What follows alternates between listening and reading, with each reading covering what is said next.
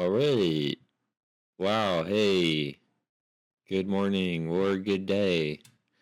Welcome to the long-awaited second episode. It's only been 9 months, but worth the wait. Really? Oh, wow. I'm Really. sorry. Welcome to a fresh episode of R.L. Steiner, the show based on the work of Rudolf Lorenz Steiner. I've been kind of working on this for, God, I don't know, 4 to 5 months. It'll be a bit of reading. I made a lot of videos. I've also got my friend Mike, who's joining us. He's the Star Fort King. He's mapped thousands of Star Forts on Google Earth. So please check them out sometime if you haven't. These are the type of things that we're interested in because they literally destroy the narrative. And I think at some point I'm probably going to find stuff about it in Steiner's work. We'll see. It might already be there somewhere. I don't know. But Even the pattern you used as a preview. right? Yeah. Yeah, so I built this cool script. It shoots particles as I talk. That's pretty cool. Yeah, it's awesome. Today's episode is about the sun. Long story short, according to Steiner, the sun is hollow. And I'm going to actually sort of try to, I guess you could say, timeline this out from where I sort of figured this stuff out and the correlations that appeared, or the synchronicities, whatever you want to call them. Because like I say, this was about 4 to 5 months ago. Actually, I guess, when was the eclipse? That was when, June or July? I forget. Quick look-see for you. I think it was eclipse in June. Yes, June 10th. Does that sound right? The most recent solar eclipse in the States was April 8th, 24. Oh, really? Oh, no, that sounds more right. That was the big one, right? Yeah. I talked about that on our Delicious Divination podcast. I thought it was one of the most impressive solar eclipses ever. I mean, the one in 2018 was really cool, but this one was just surreal. I had about 4 minutes of viewing time. I'm not kidding. I stared at it the entire time without glasses. And my biggest thing was just the majesty of it. And it, clearly, as we look into some of the stuff Steiner's talking about, like, it just makes a lot of sense. So I'm gonna do a little bit of reading from, where is it? Here it is. So this was what sort of started it off and started the connections. Let me switch to the browser. Here we go. I actually for those who don't know, I have tons of Steiner's work. I have, I don't know, 40 or 50 of his books at this point. I haven't read every single one, but I'm pretty close at this point. It's funny too, before this I studied Terence McKenna a lot, and I pretty much learned all of his material to the point where it's all repetitive, and I feel like I'm getting close with Steiner, so that's a good sign. So Just familiarize yourself with the material to a level where you can just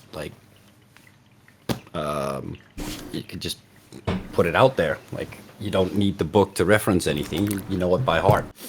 Right, yeah. Sort of synthesize it, yeah. Yeah, he's I should do an episode on his life, or like about him. Oh shoot. Okay, apologies. There's fast cars going out there. Okay. So This book is pretty cool. It's called Therapeutic Insights, Earthly and Cosmic Laws. The thing I love about Steiner is his work is over 100 years old now, and it's extremely relevant. If you're new to his work, um, you could reach out. I would recommend some stuff. I always recommend reading about alcohol first, and it's the most fascinating one. And considering a lot of our culture these days is based around alcohol consumption, it's a little bit of an eye opener. And no joke, when I first started Steiner, I was like, this guy's crazy. Like, I thought he was just like Manly P. Hall or Alan Watts maybe. I'm like, yeah. But then I read the alcohol one, and I read his book, Cult Physiology, which was just really fascinating, and it's like started bringing it all together. It's funny too because I think a few of you guys know Flight Boss, Dolo, the pilot man. He was actually at the same time I was learning some of this stuff, saying similar stuff. So I'm like, wow, you gotta look into things when you start getting all these synchronicities. And I actually have some really cool old Flight Boss to share with this work. So I'm gonna start. I'm gonna read a little bit about here. This lecture, he is talking. It's sort of the beginning of man. He's kind of going into it.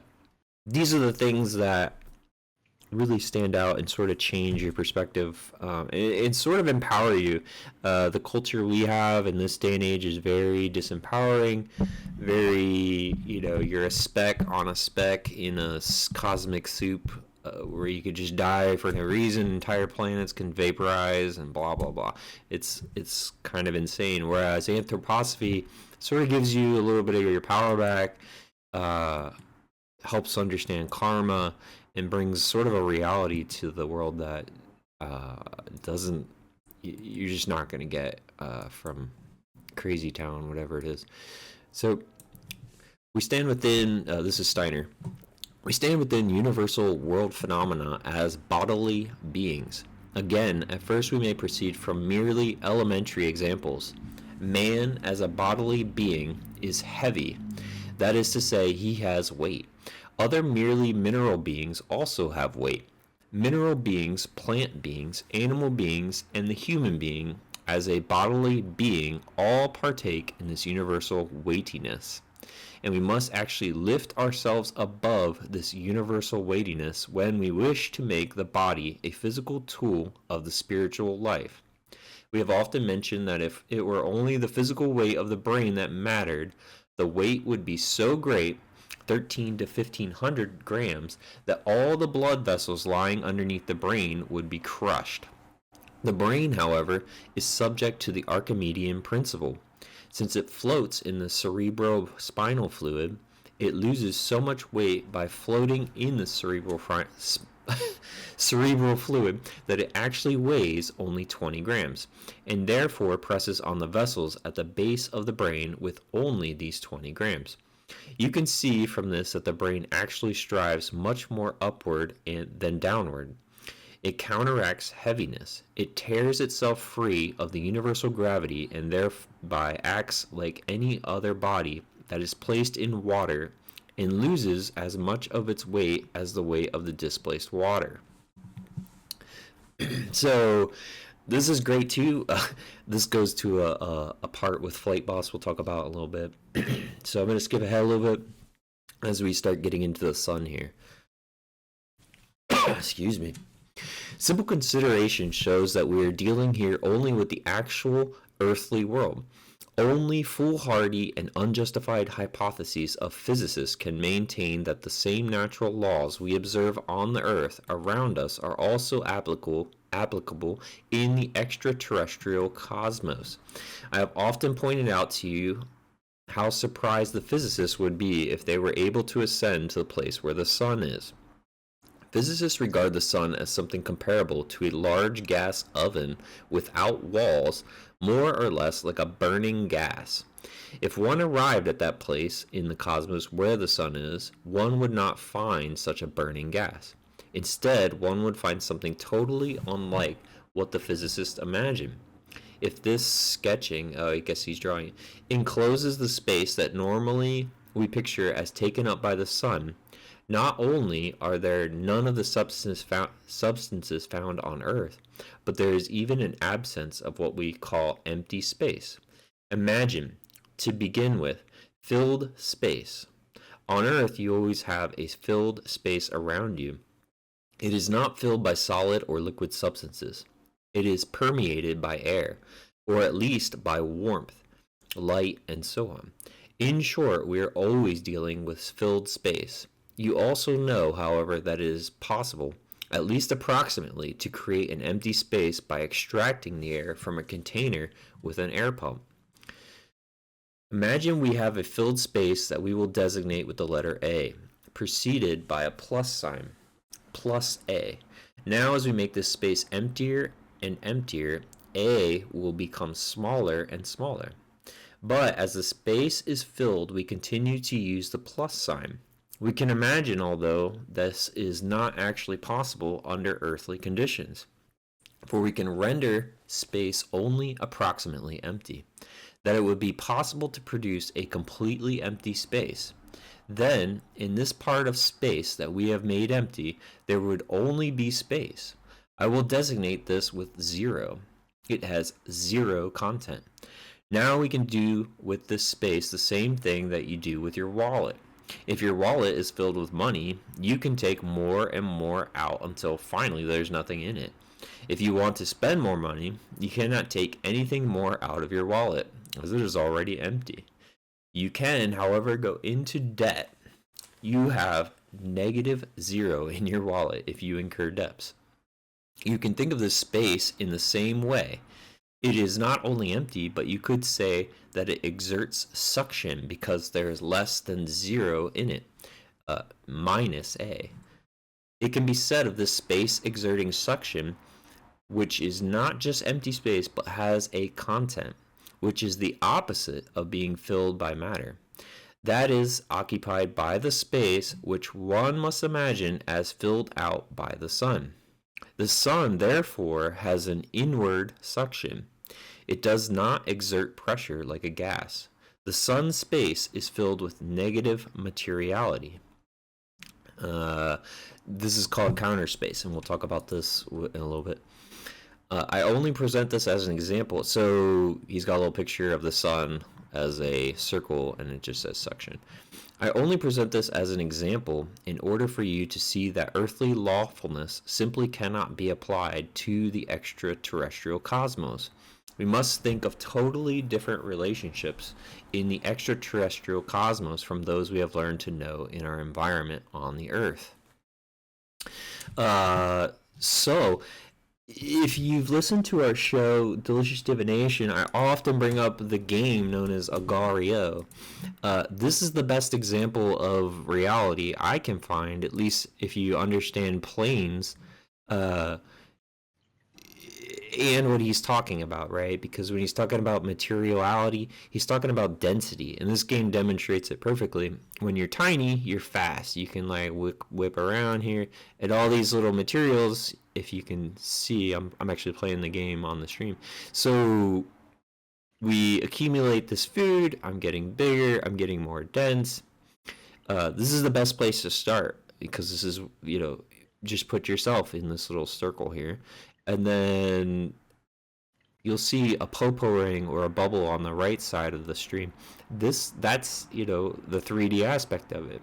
I think the whole world works like this. And so you could actually just invert this and you start to get an idea of the sun. So Black hole sun, won't you come? Exactly. Exactly. But you can see as you get bigger, and this thing scales up, like there's probably whoever number 1 is probably a gigantic thing. I don't really want to play this all day, so I'm gonna end up here. I'll feed this guy so we can keep going. But yeah, I talk about this a lot. Personally, in the past, my psychedelic adventures sort of led me to these things and these ideas too, just in the idea of light and density, spirituality, if you will, definitely helps you get there. So let's take a look at the work here.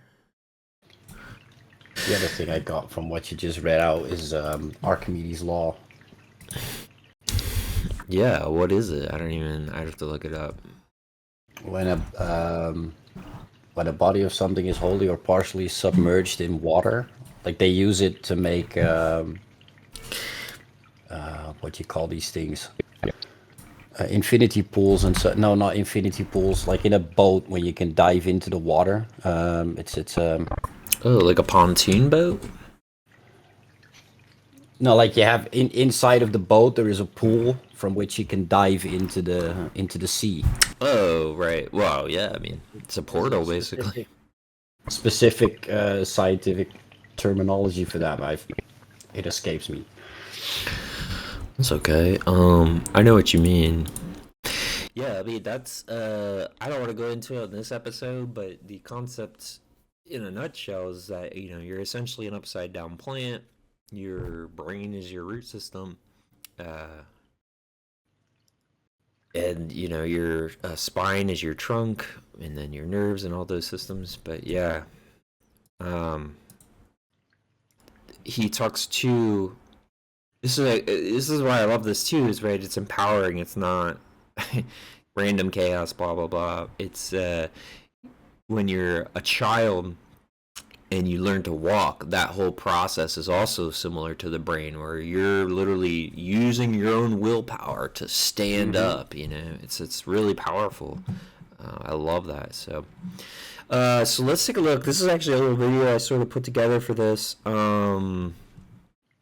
It's really short and sweet. It's this was actually like the next step of after reading the therapeutic insights and like the Hollow Song. I'm like, yeah, I mean that's hilarious. This came out like shortly after I read that. This is called A Nature of the Sun. There's also some stuff about Freemasons, but we're not going to get into any of that. This is from the YouTube channel, the was it Rudolf Steiner Audio Press, I think. So let me go ahead and play this for you. It's only a few minutes. I think everybody can see it. Oh shoot. Yes, I'll make it bigger. Okay. Have you thought of something you'd like to ask, gentlemen? Question: how do the sun's rays come about? Is that a substance? And how does it happen that they come to Earth in a curve? Rudolf Steiner: am I right in thinking that you see the sun's rays as something real? Oh. Perhaps you can go a bit further and explain why you think they come to Earth. Wait, what? Why won't it play the video? Okay, is this a trick that they don't let you record to play videos? Seriously? In a curve. Oh, really? YouTube? The questioner said he'd heard that they did not come to Earth in a straight line, but in a curve. So you have just audio? Rudolf Steiner: Yeah, I think I just have audio. Shoot. Okay. This must be like a block that Premiere doesn't let you record the video that you're making. Oh, man. Oh my gosh. You can go a bit further and explain why you think they come to Earth in a curve? I'm not even sure how I can play it then for the camera. What the heck? Oh my gosh. Could you share like your screen with the you could play it like in a Okay, let's see if the desktop version works. play it in a media player and share your screen through, And how does it happen that Discord, they come maybe? to Earth in a curve? That's an option. Rudolf Steiner: am I I think it's right working. in thinking that you see the sun's rays as something Yeah. real? Okay, cool. And perhaps That you can seems go a to bit be further something. and explain why you think they come to Earth in a curve? Yeah. The questioner Thanks. said he'd heard that they did not come to Earth in a straight line, but in a curve. Rudolf Steiner: it's like this. Yeah, I'll go imaging The sun's now, rays, but no as we see sound. them, are not actually a reality. But if we consider the sun the way it is not really physical matter. It is in fact spiritual, a hollowed-out form created in space. Now, you must get a real mental image of what such an empty space means. If you have a bottle of fizzy water, I have used this comparison before, the bottle is filled with water and one really hardly sees the water. We know there is water there, but what we do see clearly are the beads in the water. But you know that when you pour the water from the bottle, those beads evaporate. Okay, I'm not hearing anything now.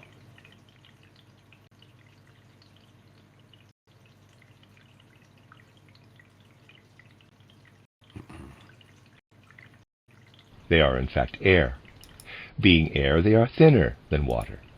One is not seeing something denser than water, but one clearly sees the thinner element of air in there.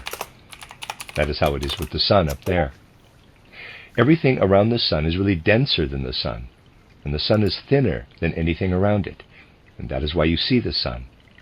It is an illusion to think that the sun is something in space. In reality, there is nothing there in space. You have a big hole there. Just as with fizzy water, you always have air, a hole, wherever there is a bead. Is the video playing the sound? Because that's all I want right now. Or is there no sound at all? No sound at all from the video. What? Ugh, God. Ugh. Well, I don't know why Premiere won't do this. Are we sure? Because, like, I'm playing the desktop version, I'm seeing it. I see video, but This immediately tells you that there can be no question of rays coming from that hole. The rays develop in a completely different way. You can understand this if you consider the following. Let us assume you have a street lamp, and there is a light in this street lamp. If you go out into the street and look at this lamp, and the night is bright and clear, you'll see the lamp in steady, beautiful radiance. But imagine it... Like through my headset? Oh, wait. can you hear the video? Yeah, it works. Yeah, it works. There's sound. Okay, cool. Yeah, I'm just gonna let it rock. Alright. Cool, thank you.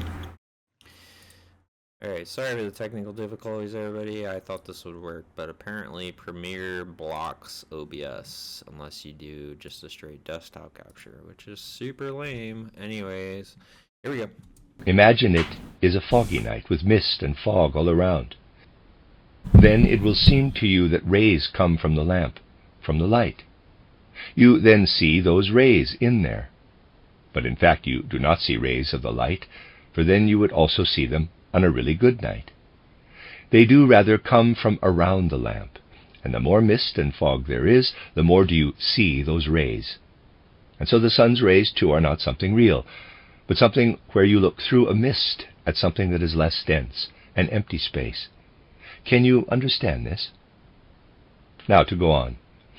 Looking into the distance through a mist, the object one looks at always appears in a different place from where it really is.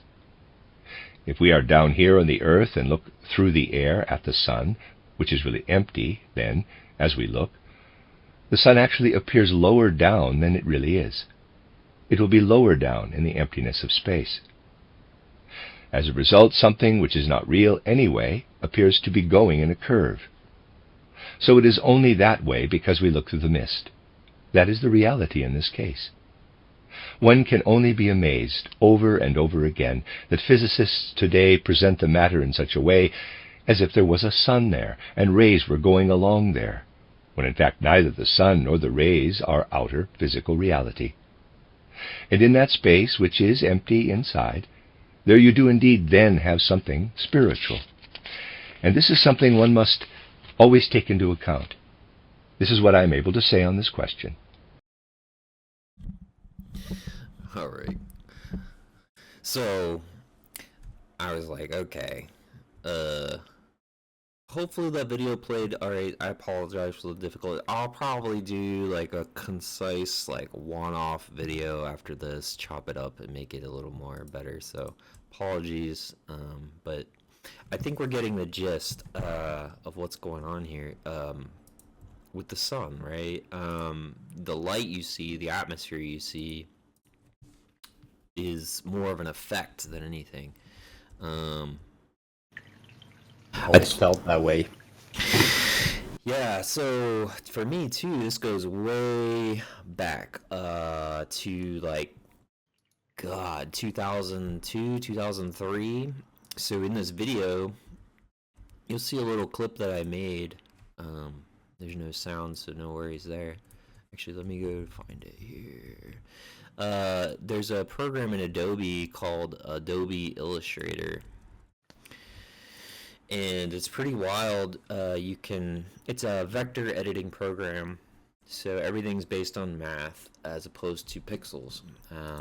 And like I say, this is back in 2002. I had been learning Adobe, and there is a feature where you can basically create a star shape. And the way it works is it basically you designate the center, and then you designate how big the center is, and then, well, that's actually new, but you can designate the amount of points. And so as we watch it, let me see, am I still playing on here? Okay, nope, I have to switch to desktop. Oh, God. Apologies, we'll struggle through it, it's fine. Okay. So this let's see, this has a whole section with Steiner too. How long is this? 15, 12, so it's a few minutes. But let's play this real quick, and then we'll continue. So, oh no, this is Eric Dollard, right? Yeah, right. So I'm just gonna play this part here. So we can see as we add points, hopefully this is working, you get this really interesting effect. And again, this is something I saw in 2002. I was like, this is crazy. This looks like the sun. It looks just like the sun. And so when we look at the pictures of the solar halos, it looks exactly the same, does it not? Yeah, just slightly, only a bit. Yeah, I mean, it looks identical. Fast forward, I think it was 2019 when I was driving up from Cincinnati to Columbus, and we saw one of the most impressive rainbows I've ever seen. And it was like a front that was on top of, I don't know how you say it. It was like the sun was below the front, or far away enough that it created this like insane lighting, and it was people literally pulling over their cars to like stop. I had to too, because what I found astounding was that the rainbow inside the one rainbow was a whole different, not entirely different, but you could see that it was a different storm inside the rainbow. Like it was literally cutting space. And this was before I knew about Agario, the game. But I was like, oh, when I saw Agario, I'm like, oh, well, this makes sense. Everything's just density orbs. Everything's a gradient, So super fascinating. Let's see. So around 2018, 2019 was also when I was learning about Flight Boss, and then I learned about this other dude who is still kicking today, named Eric Dollard. If you aren't aware with him, he is a what do you call it? I don't know, scientist, professor. No, he's not a professor. He's a scientist who did tons of work on radio, astronomy, studied the sun for, I don't know, I think he said like 2 decades or something. Let me see, I have his website. I guess he finally has an official website. So I highly recommend you read about him. He's really interesting. And we'll play his video here. I'm just showing his website a little bit. I learned a lot. He's got a lot of lectures. I guess here he's using a pickaxe. That's pretty funny. He's got a lot of great books. I haven't read all of his books, but he's really cool. And the reason that I thought this was hilarious is, I keep having to go to desktop. It sucks. Alright. Was this video. This is pretty old. How long is this? This is like 7 minutes, so we can go through it, I guess. That'd be good. Here we go. The solar, there's 22-year-long solar cycles of deadness and activity and deadness and activity. They started in the early Renaissance, peaked out around World War II, and now that we're in cycle 24, the sun's going dead, and it's not creating an ionosphere. It's like the solar cycles are ending. So today the solar flux is 140 something. It should be 200 and something. So the sun's only operating at half power right now for this part of the cycle. So you don't have the ionosphere that you need in order to communicate to other parts of the world. It's all dissipated. So ham radio is dying. Well, I made it so there was no ham radio available for a year during the minimum of the cycle. Now we're at the maximum, and the maximum is no better than a minimum. So now the question is when it goes into the minimum in the next 7 years, how dead is the sun going to get? The last minimum, it got record dead. The solar flux never dropped below 60, ever. This time it went down to 58. And you couldn't communicate via the ionosphere. So, side note, I wanted to potentially do ham radio, so this made me wonder if I should do that, but it's also something I would like to learn, but let's keep going. The sun can be reconfiguring for a cold, dead cycle. There's a popular book written on the subject called Jupiter Effect. It's actually fairly accurate. The Jupiter effect. Yeah, it was about the total planetary alignment in 1980. And the solar flares that it was predicted to create. So there's also supposed to be a big alignment coming up in January, so I think it's on the 25th. Not 100% because I haven't dug deep on it, but could be interesting to look at in the future. The RCA theory, and the solar flares happened just like they were predicted. Nothing to finally trip off Mount St. Helens. Solar flux went up to over 400. The Earth actually wobbled on its orbit from the coronal mass ejections hitting it. When was this? 1980, October 1980. Is that where you did the ceremony? Where it controls all the frequencies. So if you don't know what the sun's doing, you don't know what frequencies to use. That's why RCA started radio astrology. You have to know what the sun's doing, and the planets tell you what the sun's doing. So RCA gave me the equipment, Sonoma State provided me with the place to do it, and the cosmos provided me with the total planetary alignment. So I was the guy with the equipment and everything right there as the thing happened. I studied the whole event over the couple of years that the whole solar cycle built into this alignment. There's no inside structure. Is it hollow? Yeah, there's only a surface. There's nothing inside.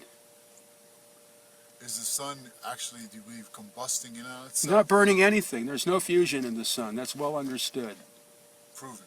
Yeah, well, there's just not the way to prove that there is any. It's only in the flares that you get fusion. That's why all the X-rays. The flares, the arcs, and the X-rays, and the microwaves, and whatever result of fusion in the arcs. There's no fusion in the sun. They don't know how the sun works. Why do you, what's special, how does the sun make light? It's a transformer. Transforms from some other dimension. It's not burning anything. It doesn't have to. It's a converter. Of what?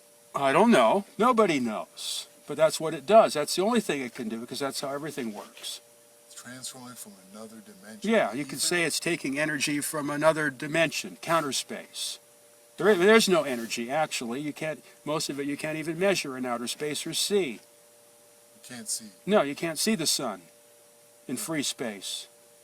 So the sun is not visible in outer space. Not in free space. It's only invisible when gross matter becomes involved, like the Earth's atmosphere and envelope and the surface of the moon or whatever. That makes the light. Otherwise, there is no light. You can see the moon, you can see the Earth, but you can't see the sun or you can't see the stars. But you can see the planets and Yeah. the satellite. Right, you can see material objects, but you cannot see the sources of light. There is no light until there's a material object. To reflect off. So that means there's no time delay. So the whole time delay thing is meaningless. It doesn't take light years. There are no light years because there's no light. So that means that the light you see from the distant stars isn't 4 million years old. It could be only minutes old. It could be instantaneous. All the theories collapse when you can't see the stars in outer space. All right, awesome. So let's continue forward with this. He talks a little bit more about the hollow sun. Let me see. Yeah, this is good. So this is a great take on the narrative that you're constantly hounded with in this world. You know, the world must believe. That's all there is. The sun is an atomic bomb burning in the sky. If you don't believe that, you're going to go to jail. Okay, now, your theory on the sun, I want to get. Hollow.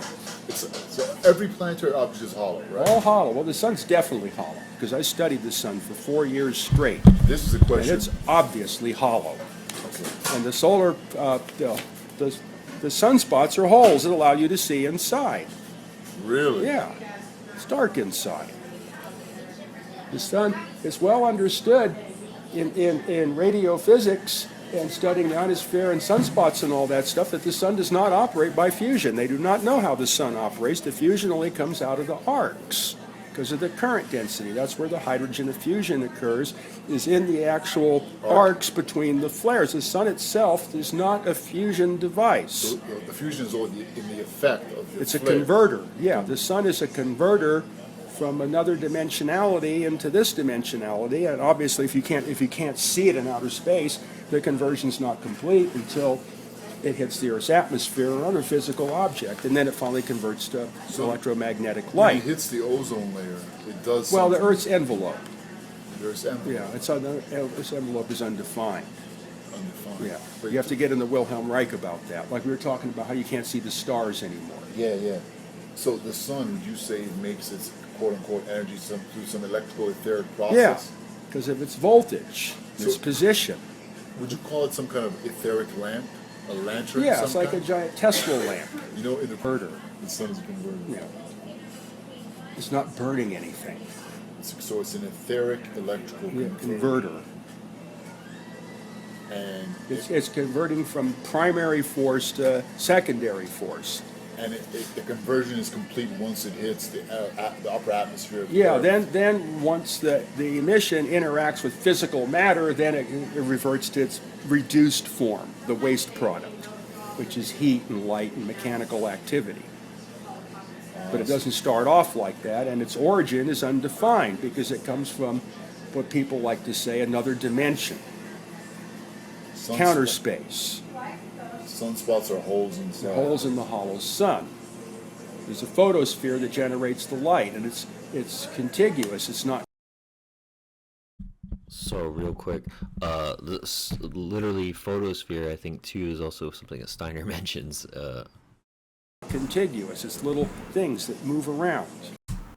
I don't know, it might not be previewing this. So contiguous means touching, meeting, or joining at a surface or border. Where's the Greek here? Conjugate? No, contiguate. It doesn't have a Greek. Okay. Near, touching, bordering upon. Contiguous. Yeah. It's an arrangement with little glowing spots, and it's dark in between. It's a veil. And that's where the illumination of the sun originates, is in that veil. It doesn't come from the inside. There's no nuclear furnace in the middle. There's none of that yet, and that's understood. When I studied this stuff in Sonoma State, that's understood. But they have to continue this popular image that the sun is a nuclear bomb burning in the sky. Scarcity. Because everything's got to work on destruction. Exactly. Burning Right. something. Yeah. Yeah. Like the caloric theory. That's another. Yeah, lot of whatever. It has to bullshit. be the laws of thermodynamics. You have to pay. So It you has have to be a no- meter. If you can't put a meter on it, it's not real. Do you have any respect for Newton at all? Just So yeah, awesome. Like I say, it's crazy to read something from over a century ago where they're like telling you, hey, the sun's a hollow space, and then you can find a guy from several, I don't know, that video is probably 10 or 15 years old at this point, but he's literally telling you the same thing. This destroys the narratives.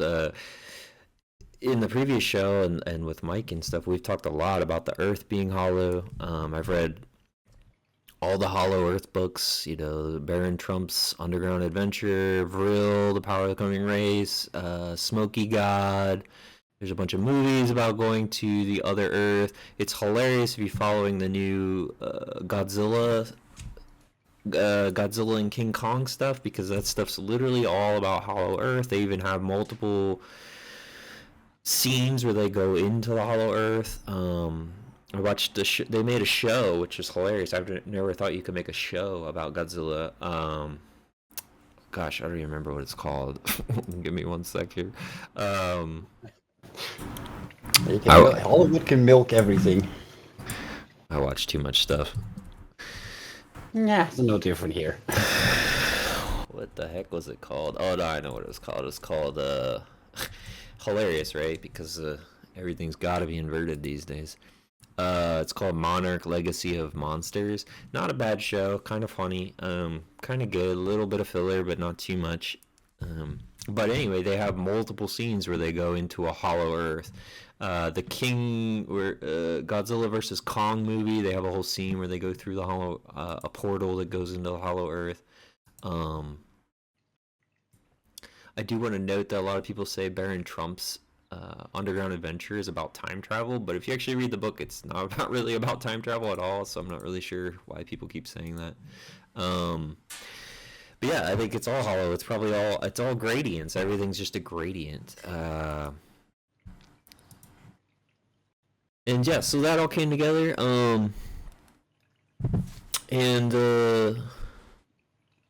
I have some other things to share. I might take a little break because I need to use the restroom, and I've been talking a lot. And I do have a little bit more to share. I have enough to share for like 4 hours worth, but we're not going to do that much.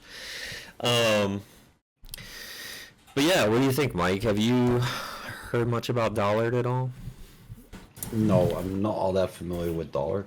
No. But what he says is like exactly confirms pretty much what I said at the beginning, right? A lot of what Steiner's been saying is still relevant to the day. Right. You just need to take the time to pick it apart. Like comparative to what you were saying with the Hollow Earth. I've been looking at together with Ahura. Familiar to the listeners, but it's a friend of ours. He's been working with geofractures on Earth, and they're everywhere, apart from on the South Pole. Oh, wow.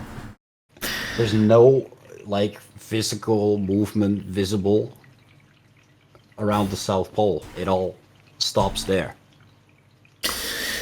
Well, that's interesting because that kind of, what do they say, the ice wall, right? Would that be kind of referencing that? That sort of points towards an ice wall. Well, that's interesting yeah, I mean, that could be a whole episode I talk about in regards to Antarctica, or which one's the South Pole? Is that one Antarctica? That's Antarctica, yeah. Okay. I could provide some visual aid there with Google Earth too. Yeah, I mean, that's a whole episode because honestly, again, I don't want to deep dive on it, but Neon Genesis Evangelion, which is an anime, I mean, it's literally telling you half the stuff that Steiner's also talking about, so it gets deep. It's so deep. That is not light-hearted anime whatsoever. No, I've seen it twice. I've watched the entire thing twice. Don't really like the new ones. I think they're a bit goofy, but incredible work. I mean, we've talked about this on Delicious Divination many times. Is like Japan is inherently spiritual, inherently lives this stuff to a degree. Let's take like a couple minutes to take a break, get a drink, feed your cats, whatever you gotta do. I appreciate everybody who's tuning in and dealing with my goofy technical difficulties. I feel like an amateur here, but when you take 8 months off, I guess that's what happens. What happens? So, yeah, let's take a little break, just a couple minutes, and I'll be back, and we'll dive into, I don't know, either the esoteric, or we'll dive into the multiple suns, because I have more to say about this stuff, which is surprising, I know, but... Multiple sun theory, I think, is really interesting, so yeah. All right, great. All right. Let's reconvene in a bit. Sounds good. All right, we'll be right back, folks. Thank you.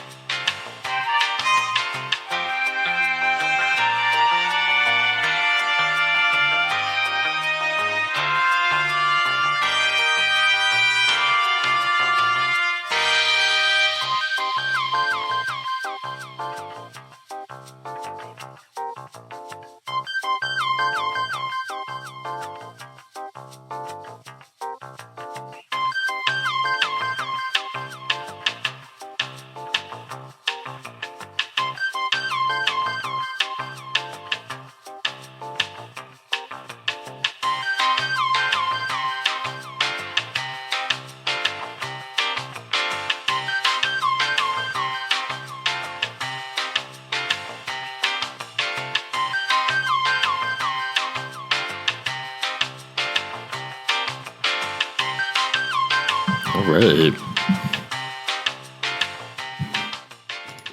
Yep. All right. Hope you enjoyed my interlude music as well. I didn't even hear. That was okay. Just putting up some rice. Yeah, so unfortunately, yeah, we got these technical difficulties. We'll work through it. No big deal. Let me think. So I have a lot of stuff I really want to share that's important. Let me see. We talked a little bit about the multiple suns. So I guess I'll... You have that map with the... It is a quote-unquote fantasy map as such, but that shows the multiple suns with the expanded Earth beyond the ice walls. Oh, yeah. That's an oldie. Mm-hmm. Let me look that up. I think I have that in my folder somewhere. Yeah, I don't know. Maybe. I mean, I'm down. I mean, again, if you follow Delicious Divination, I talk about the big secret. It has to be more land, you know. out of all the things I can think about that would be valuable, and the reason for military, and the reason we don't have dirigibles anymore, absolutely more land. Steiner talks about that. I actually do have somewhere here. I have to look. Let's see. So research for Hercules. He does talk about that. Yep, here it is. If you follow Radiation Matters at all, it's a YouTube channel. Him and Gojles, I can't do his, I forget his name. I just call him Goj. They talk about slightly similar concepts, and Hercules is like, I guess, a constellation, but it could be an opening too, right? This is why it's illegal to go to Antarctica, or you can't go there; they'll shoot you. Which, if you're past 62, yeah, you're going to be encountered by some of the navies of the world that protect you from going there.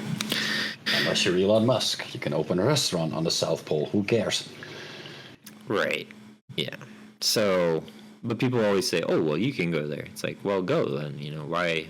It shouldn't be a big deal. There's nothing there, right? Well, the places on Antarctica you can go are like that little stretch that edges towards South America. That's places you can go. So that's close to the 62 latitude line, and then you can go to where Mount Terror sits. I forget the name of the polar station, but that's the other end, and that's the only two places at the poles you and I can go, and it costs you a lot of money. Right. Yeah, so we have your... Yeah, this isn't... Oh, you got like a colored one. I don't know if mine's colored like that. Interesting. Yeah, this is the idea of like ice rings. I've seen there's been a couple evolutions of this map too. I'm sure you've seen them where they have like sort of, I guess, kind of like Agario orbs of realities, which, very well. I mean, the way I see the world is basically Agario, but everything's a density or gradient, so to speak, and then the rainbows are going to be your edges of densities, which is why rainbows are specific to your perspective, which is, I don't know why people don't like their minds aren't blown by that, but it should be, especially when you're told everything's a burning ball spinning through cosmic soup,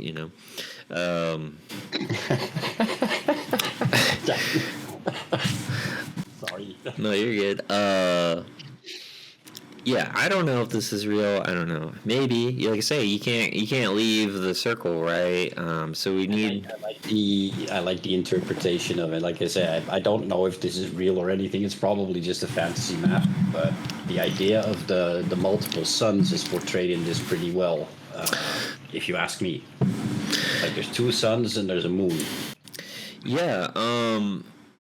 Yeah, let me tangent a little on this real quick. I'll show you. So there is a book. Steiner has a video, or a lecture rather, talking about, oh God, what is he talking about? I gotta look here. Where did I put this? 3 suns. We'll talk about this too, because the Mayans have a whole thing on the sun too. Where did I put this? Oh, Techni, here it is. Okay, yeah, I remember now. So Steiner had a video where he's discussing, he's doing a lecture about comets.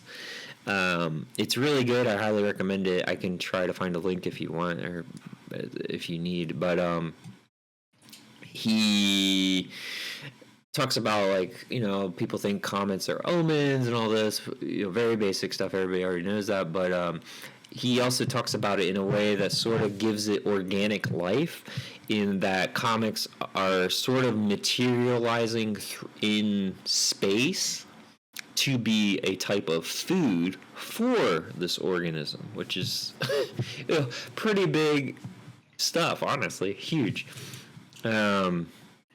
And in that research, I found this link. It's a website called tart-area.info. And there's this book. I forget what it's called. I'd have to click. I don't know. It's this old book with illustrations. Let me make sure this is on stream. Okay. And it's got 3 suns. And it says, essentially there was 3 suns originally. Could be. Not much surprises me anymore.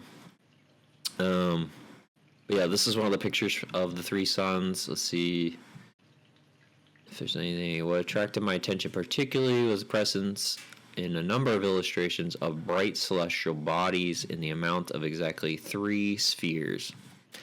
We can. In a lot of videos on and off the past couple of years of dual suns. Yeah, well, let's dive in because. What if we're just waiting for the third one to appear? Right. Well, that's been the end. Was it Nibiru or whatever? People were like, "Oh, the Nibiru is gonna come." Well, so that's pretty cool. What happens here this is a video from the Mayans.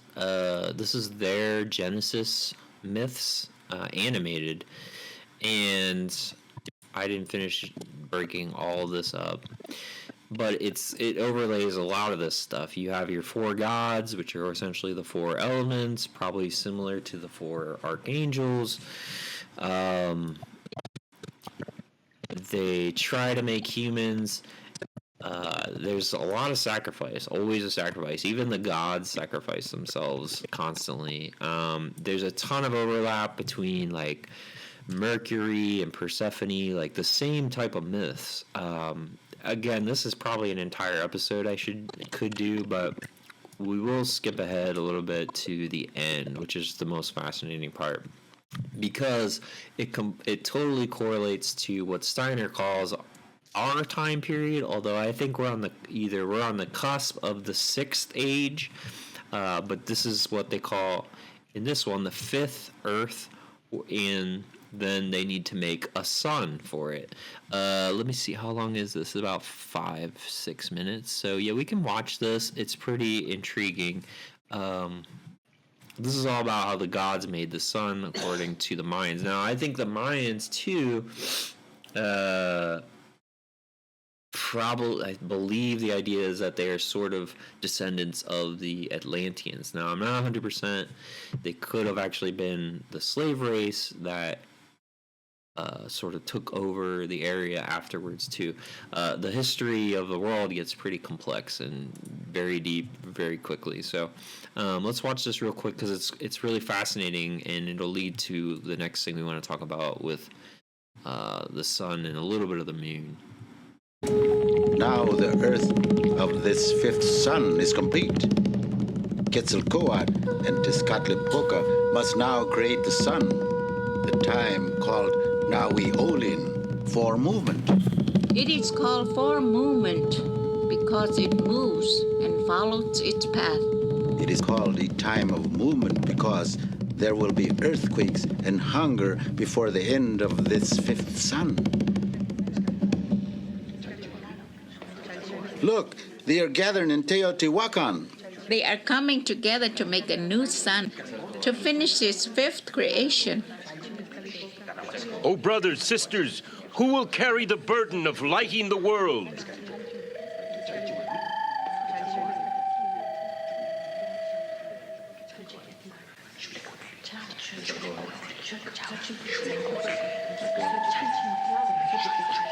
Who will carry the burden? Who will take it upon himself to be the sun? Who will bring the dawn? I shall bring the dawn. Tezcatlipoca, the proud one, will bring the dawn. His clothes are so fine, his shell is so bright. Can he sacrifice all this to be the sun? Is there someone else? Who else would like to become the sun?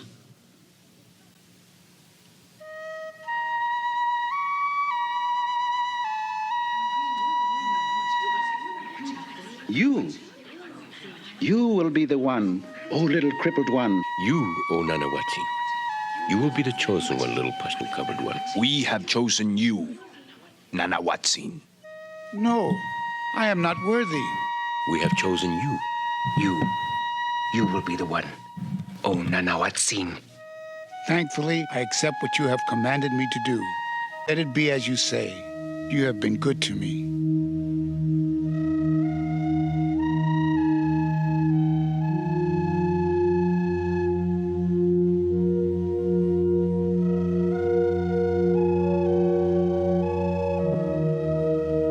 They are sending Nana Watson and Texas Takat to purify themselves for 4 days on 2 hills in Teotihuacan. The offerings of Texas Takat are so precious. His grass balls are made of gold. His maguey spines are not written by blood. They are carved of coral. And his incense is very good incense. It is very good incense. The fir branches of Nana Watsin are just made from green water rushes bound in bundles.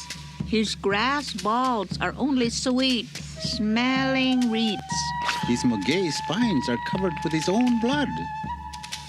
And he used scabs from his sores for incense.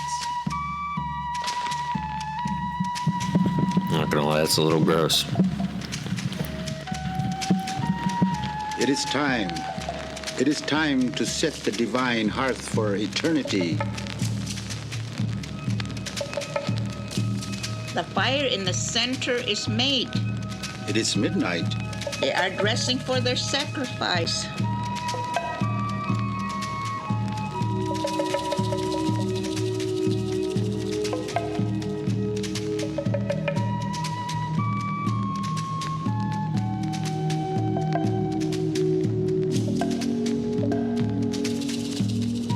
Take courage, O proud one. Cast yourself into the fire. Jump. Jump into the fire. Take courage, O Tecusitecat. Fall. Cast yourself into the fire. Jump. Jump.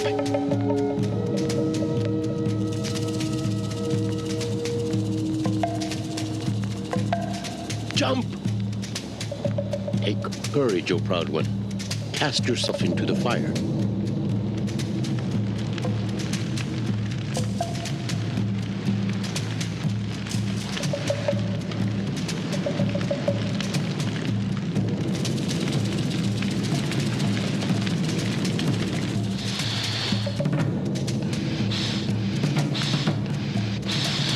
Fall. Cast yourself into the fire.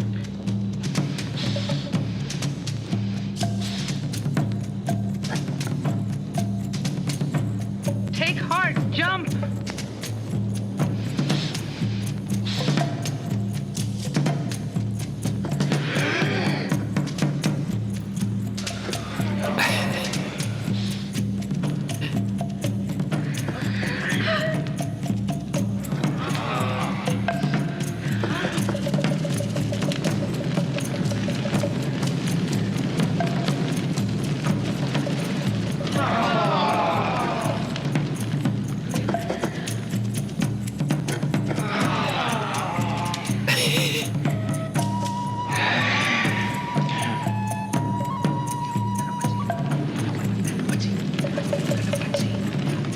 Come, little crippled one.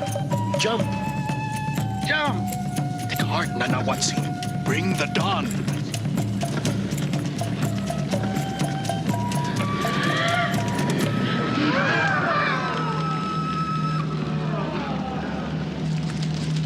Listen. Nana Watson is crackling and popping like one who is roasted.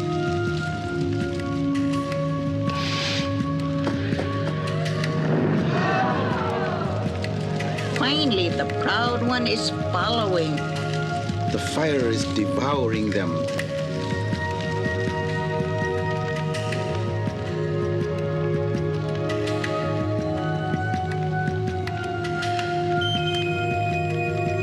It is slowly and gently touching the white eagle. Its feathers darken. The ashes are giving the jaguar its spots.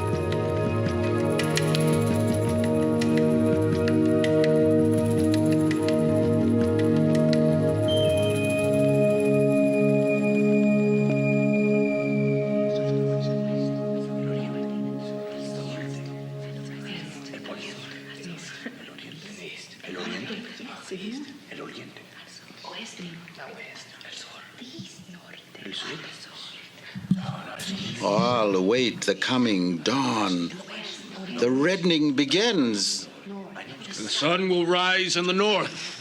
No, it will rise in the south. There it is. It's about to rise in the west. No, here. Here in the east. From this direction, the sun will rise. The sun will rise in the east.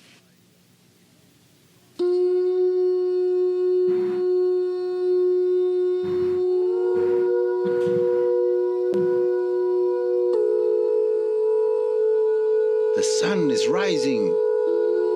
His light is touching the earth. His heat is scorching the earth. His brilliance is great. It is impossible to look at his face. He blinds everyone with his light. But he just stands still.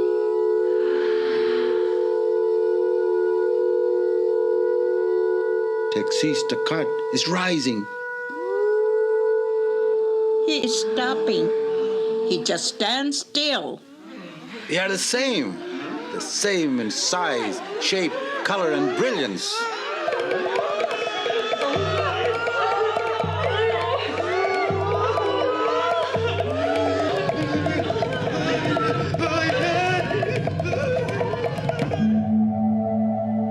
The endless night is over. With two suns in the sky, swaying back and forth forever? Shall there be no rest from them? How shall we live if the sun cannot move? Shall we live in misery? Will they both follow the same path? Let it be through us that the sun may have life. Let us all sacrifice ourselves. Yes. Yes. Let us all die, so that the sun may move on its path. Let us all die. Yes, let us all die. Yes, let us all die. I don't want to die. They are afraid. Precious serpent as the wind must sacrifice the Tezcatlipoca. He must offer all the lords to the fifth sun. He must sacrifice all the lords. Oh, brothers, I don't want to die. Shalot is running into the cornfield. The spirit of the wind sees him. Shalot is leaping into a maguey plant. The wind spirit uncovers him. I don't want to die! Don't kill me! Shalot is hiding in the shape of a mud puppy. This might be like the demiurge right here. Him. Demiurge, sorry.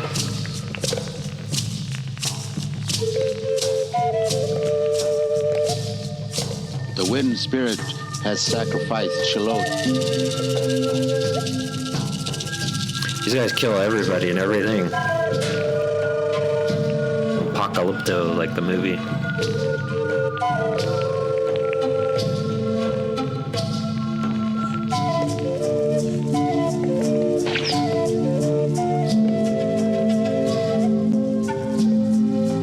One by one, the Tezcatlipoca give their lives to feed the sun.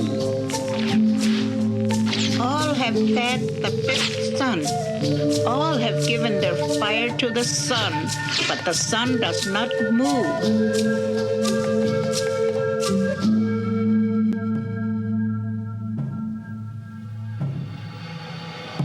Quetzalcoatl must now breathe his life into the sun. The wind spirit must blow it on its path. Now he must blow on the moon.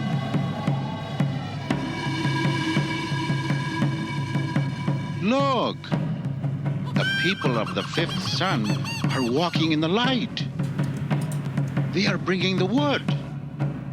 They are continuing the ceremonies given to them by the Tezcatlipoca.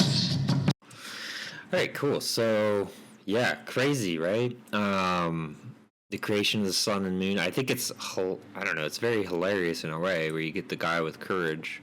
And then he lacks it at the moment of truth. Whereas the handicapped guy's like, yeah, I'm out of here, peace. And then you get the sun and the moon. So there's two things that kind of go along with this. Let me see here. Which one is it? So Steiner has one. Oh, it's this one, I think, here. This is the birth, or I'm sorry, the life of the sun, and he talks a little bit about it. And then Flight Boss has a bit on this, which is really cool. So let me go into this here. Let me make sure this is. So even in the Mayan one, they're talking about 5 ages thus far, which created the sun and the moon. I'd have to go back into the video. I think they talk about the other suns. And then I believe they reference also there would be a 6th sun. And I think this is also a part of Steiner and Anthroposophy, where they talk about 7 ages, and then it all starts over again, I guess. Let's see here. So how long is this for? Just a few minutes. So let's listen to this for a second. This is Steiner. Am I still broadcasting correctly? Oh God, let me see. Yeah, okay. So this he's talking about the beginning of the sun a little bit. And you're gonna see a video clip from anime, of course. Because there's always hints in anime from the Devilman, and it's a scene where it clearly, to me, depicts the sun and the moon separating from the earth, which is what he's talking about. So here we go. And that only later did it advance to the existence. The sun was still a planet, and that only later did it advance to the existence of a fixed star. In the sense of mystery science, a fixed star is one which sends life forces to one or several planets situated at a distance from it. During the second cycle, this was not yet the case with the sun. At that time, it was still united with the beings to which it gave force. These beings, and also man at his level of development of that time, still lived on it. A planetary Earth separated from sun and moon did not exist. Everything in the way of substances, forces, and beings which exists on and in the earth today, and everything which now belongs to the moon, was still within the sun. It formed a part of its substances, forces, and beings. Only during the next third great cycle did that detach itself from the sun, which in mystery science is called the moon. This is not the present moon, but the predecessor of our earth, its previous embodiment, reincarnation, as it were. This moon became the earth, after it, in turn, had detached from its substance and cast off what one today designates as moon. In the third cycle, 2 bodies thus existed in place of the former planetary sun, namely the fixed star, sun, and the split-off planetary moon. Sounds Man like and the what we other just beings watched. which had developed as man's companions during the course of the sun had been taken out of the sun along with the moon. The sun now provided the moon beings from the outside with those forces which they had previously obtained directly from it as their dwelling place. After the third moon cycle, there occurred another period of rest, pralaya. During this period, the 2 separate bodies, sun and moon, became united and together passed through the condition of the sleeping seed. In the fourth cyclic period, sun and planetary moon at first emerged from the obscurity of sleep as one body. During the first half of this cycle, our earth, along with man and his companions, split off from the sun. A little later it cast off the present moon, so there now exist 3 members as descendants of the former sun planet.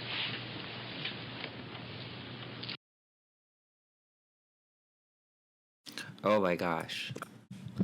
Sorry, I left my mic on mute. Let me... Oh my gosh.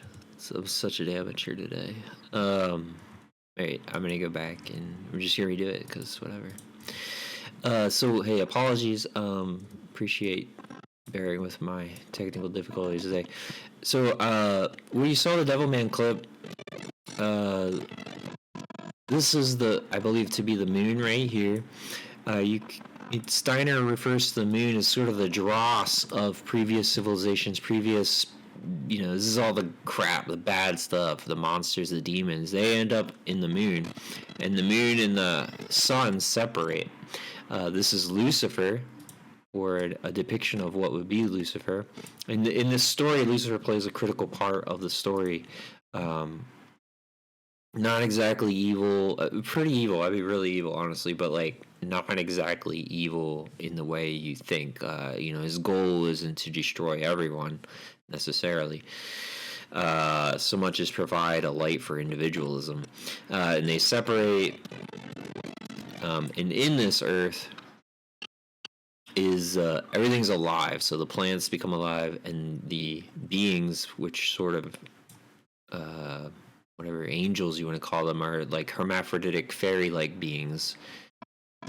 And so they separate because they don't really get along, obviously. I'm not going to play the clip of the animal. Like, everything's alive, so they just get eaten and destroyed. Demons essentially only recognize survival of the fittest. And so they separate. Where's Flight Boss? Okay, here we go. And so this goes with Flight Boss too. Flight Boss talks about the creation of the sun. Essentially, we created the suns as spirits. If you aren't familiar, Dolo, the pilot man, he's a YouTube guy. I started watching him a long time ago, 2017 or so. Used to be super, really, really intriguing. Last few times I watched him, months ago, but just, I don't know, he changed a little bit, I guess. You get 100K subscribers, you just kind of change, I guess. So, but he talks about creating the sun, and again, a spiritual angle of empowerment, as opposed to being required to like do laps around a black cube or pray at a certain time of day, bowing down, all these things that are honestly kind of just disempowering. But anyway, let's listen to a little bit what he has to say. So, when you look at the sun, in astrology, what does the sun represent? What you're consciously aware of, what people view from you, how you view things, how you see things, how you act, your actions. That's what it represents. So, as a spirit, this is one of the first forms of bodies we created to inhabit, to experience. So when you look at the sun will be one of the first bodies we created as a spirit to be consciously aware of ourselves, to experience ourselves. So the sun is like it's like a body of consciousness, and that was a form we created in order to experience ourselves as spirits. So for the most part,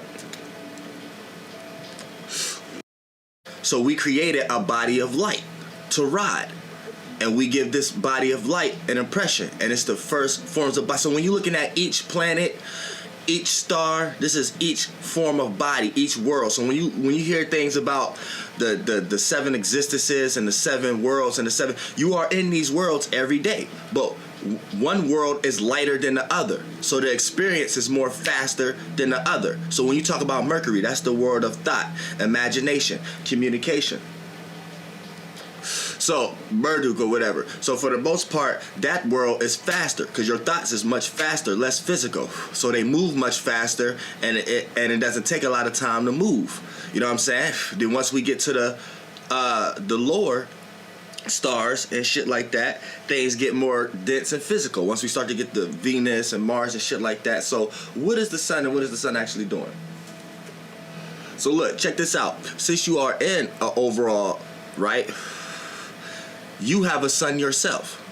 Now, the sun is one of the first forms of bodies you created, so your spirit to take, so it can be consciously aware, and it's the first form of action it could take. Because you need to understand, everything is a shape and form. The spirit don't have one, so the spirit is creating these things. So, as the sun, or a body of light, that's a light form. So that's what you create, as you can take you can inhabit that shape and act out your expression. So the sun is one of the first things we create. So when you look at the sun, it's like the solar plexus and things of that nature. So we know it's dealing with center. So it's always the center of the rotation because it's the first body that start creating the other shapes and forms of the imagination. It's what your spirit used to go up and down your body and give life to all your other blood cells and all your other organs and shit like that, the chakras or whatever you want to call it. You know what I'm saying? You use that Citron 1 as a spirit to move up and down. Now, you can't look at this as a wake or sleep thing, because here's what you need to understand. If you are a lesser being and a larger being, then that time, and this is what astrology understands, is higher clocks and lower clocks. So that time is much larger than this time. So for an example, if you want to come up with the argument of saying that is correlated to you going to sleep and waking up, you have to look at it like this. If that larger clock or larger being time is longer, then we have examples every day in our 24 hours where people being up for 48 hours, people being up for almost a week. You know what I'm saying? So it's impossible to be the lesser life, but live a day longer than a larger clock day. You know what I'm saying? So if we was to correlate the 24 hours to this being we are in going to sleep and waking up, but we got the blood cells, which is us, within it being able to stay up longer than the day of the being we are in, that doesn't make any sense. So this is what you need to understand. So I'm gonna pause, but blood cells, right? Like the concept of we are organisms within an organism, totally Steiner, 100%. Especially if you read or listen to the Comet lecture where he talks about comets being a food source, and he talks to the correlation that Steiner presents is that when you, for instance, eat salt, right? Salt's going to go into your system, it's going to be broken down, and then it's going to go through your blood system, right? To help you build new blood, new bones, etc. And this is essentially the same correlation he gives to comets, which is awesome. It's incredible. It brings life to life as opposed to everything's chaos and you're lucky to be alive on the wet marble hurling through cosmic soup, right? It's moving fast. So we're just calculating time and calling it a 24 hours. But this thing that we use as a spirit to move up and down in our body is moving fast, whether we are awake or sleep. It is going up and down within us, and it never sleeps. This is one of the first bodies we use as a spirit, and the spirit don't sleep. But in the spirit love bodies that mimic the spirit. Again, too, with the up and down, this is the density of the brain and then the body and the way your system works, your aura, right? I don't want to go into super auras right now, but the whole idea of the up and down and the density, the balance of your biology, which is tremendous. Timothy Leary talked about this a lot. I mean, the stuff you have going on in your body, if you were aware of it, you'd go insane because it's just so many things happening, incredible, powerful things to make you, enjoy life, sense life. Let's listen to this last part here. You need to understand this too. Relative to space, there's no such thing as up and down. It's this movement to however the body is standing or laying. You see what I'm saying? So that's relative to us. But for the most part, when you look up, it's the same thing. When the solar system is the being we are in. The solar system is the organs, and the star constellations is the tissues and the skin and the bones and the wrapping around. You see what I'm saying? So for the most part, when you're looking up at the sun, based upon the being we are, like I said, we are in a being that's in a larger being, that's in a larger being, that's in a world. You see what I'm saying? Now, for the most part, when you look at the sun based upon our perspective in the being we are in, right, what you're seeing is our solar plexus, right? And that spirit of the being we are in created that form to be the first body to represent it. You see what I'm saying? In physical form, physical light. So the spirit is within that. Move it. And then that spirit move up. The spirit is in that body. Now that body, which is the first body it likes to take, so we call it the quote-unquote sun, it goes up and down and gives life and direction to all the other planets, aka organs, right? And since we are the blood cells, the linear life in that, this is where we get our energy influence from the planet's rotation, because they're being led by the sun, and then these are the other forms of bodies. So like I said. So yeah, awesome. I mean, this is literally the symbol, right? The whole the Steiner symbol that I've been sharing. Oh my gosh. Right here. So you got the sun on the top. You've got the expansion of Jupiter. Now when you go horizontally, you have sort of opposites, right? And they're all connected. This is the one thing too. It's like the biggest trick of occult science or occult esoteric studying, right? Is everybody gets lost in like one meaning. There's no such thing as like one meaning, really. It is good to, for instance, find out what the point is. Again, for the delicious divination folk, what's the point? Like, what? A question that can really curse you if you get lost in the sauce, right? But anyway, so the sun leads here, and you have Jupiter, so expansion, right? And you have Mercury, intellect, sort of the focus in a way, and then as we go down into density, you've got Mars, right? Actions, and you've got Venus, passions, right? Connections. There's actually a lot about Venus that's kind of confusing. But it's a whole tangent for another day. At the bottom, you've got Saturn, the ring outside, and the moon, the inside, the dross inside, right? All led by the light of the sun.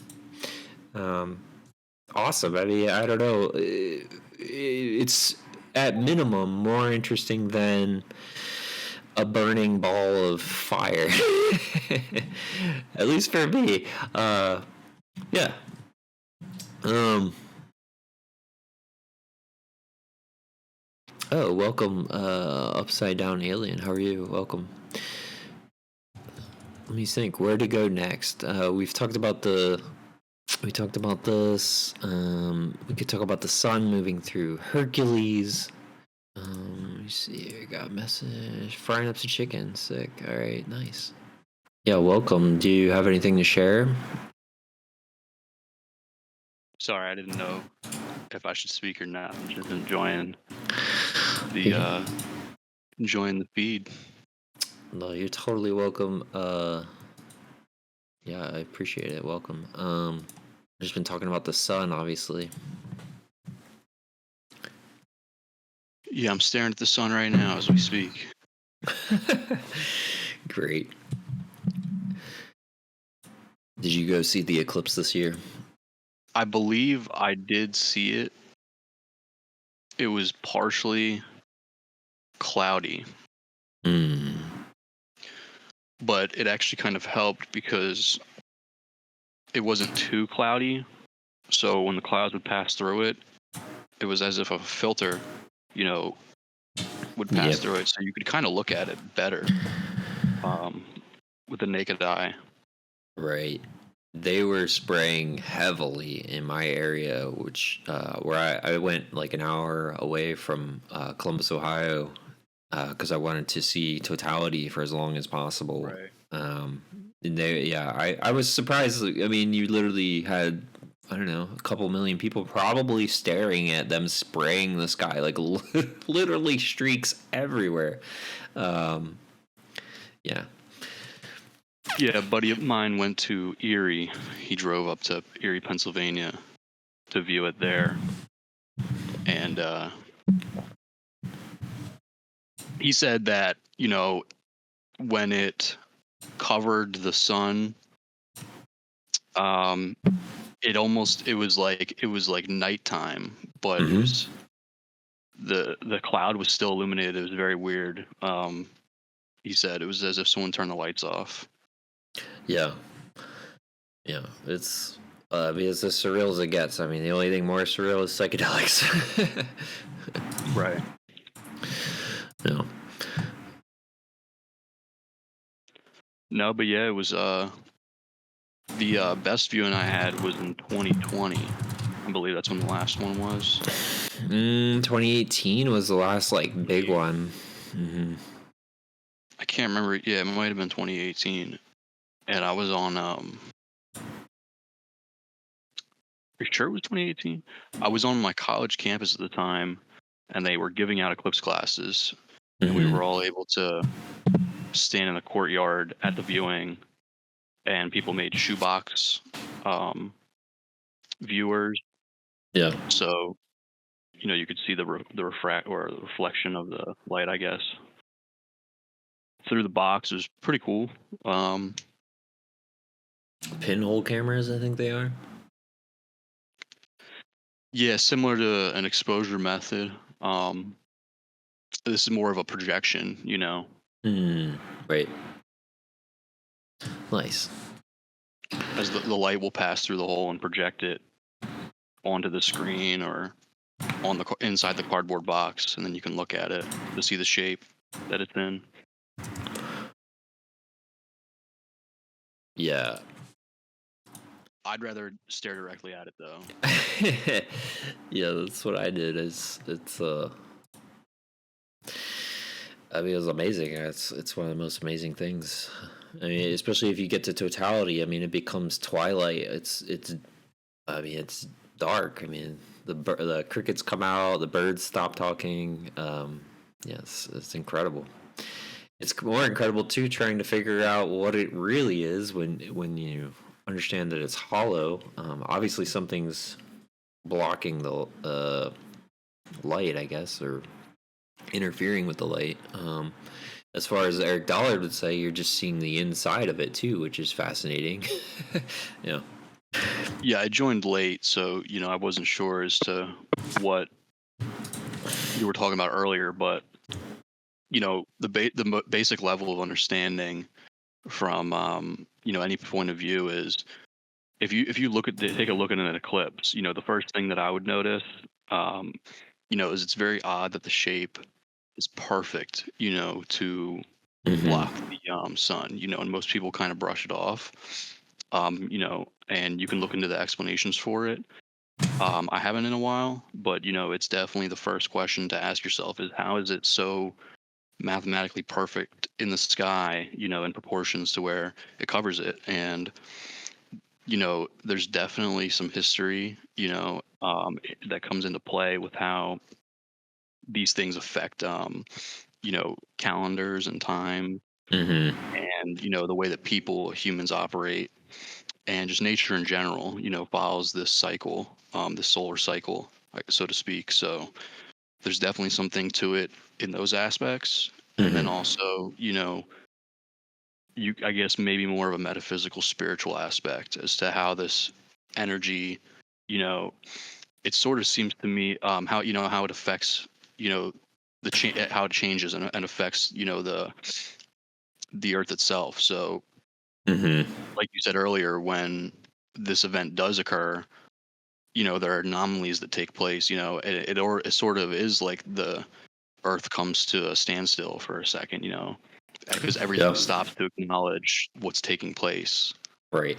Yeah, that's what the eclipse felt like to me. I mean, it was just like the majesty of it, Yeah, it's like a clearing, or like a reset event, or a marker, like a marking of time. Yeah. The one thing I thought, I don't know if I 100% agree with when Eric, well, you may have missed it, but Eric Dollard, he speaks about the solar minimum and says that the sun's operating at less power, which is interesting, because of all the narratives regarding the climate and stuff, but I don't, particularly believe any of that. I mean, I think if you study Steiner's history, the magnitude of cataclysms sort of change everything. Even like the Mayan video where they talk about the sun, where the ones weakened, I don't know, obviously these things change, in which case we would also perhaps sort of combining the idea of the Mayans and combining Flight Boss's ideas is what if we needed to create a new sun, but this is like occult knowledge that we can't do anymore, or I don't know. I mean, I think too, Steiner says that we're supposed to be expanding into Jupiter, which would be the sixth age. I don't know. I mean, it's a mystery, I guess you could say. But surely it's a bit more fascinating than the burning ball of fire or the atomic bomb in the sky. It just doesn't make any sense, really. Yeah, actually, I was speaking with 13th Monkey about this because he's telling me to watch some certain movies, but I was going through a recent sci-fi phase, and this movie Sunshine in 2007. Yeah. Yeah. It was directed by Danny Boyle. It's literally about the sun. Not this is spoiler alert, but the sun dying, and there's a ship that has to deliver a payload, in order to revive the sun. Yeah. And it's a suspense thriller action movie. It's good. If anyone wants to check it out, but there's definitely some type of aspect of humans toying with this idea of an inevitability of whether it's true or not. The sun, eventually dying. Or a cycle, but who's to say what is true or false? Yeah, because anyone can predict, when something will or will not happen.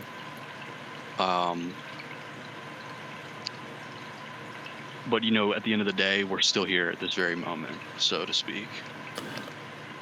Yeah, well, if the sun goes out, I mean, you would have serious issues. So, yeah, it's one of those things.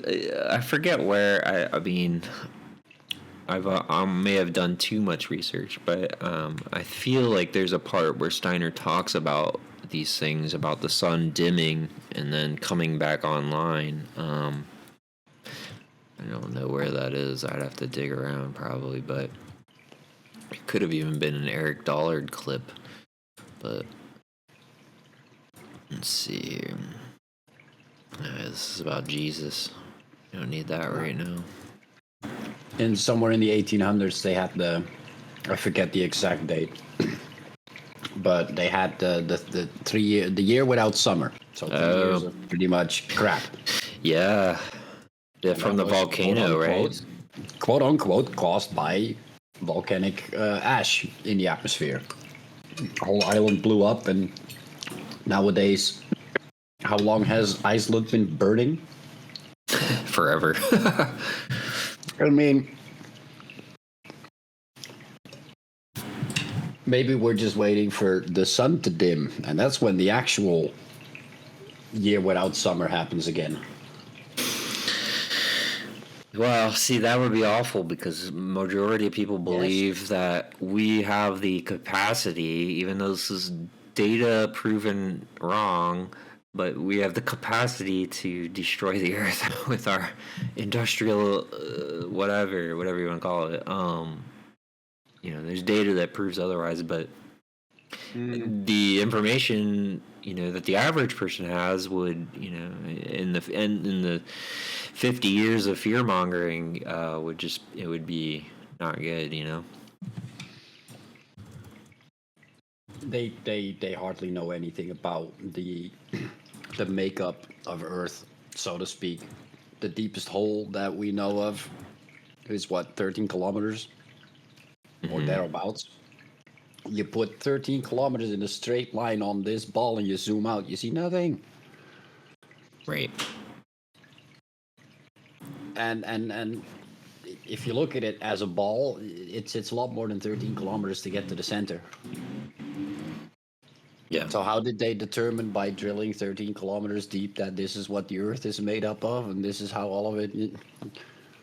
It's all like wet finger work. They just made it up. It's a convenient metaphorical story, just like the one you showed earlier with the Aztecs.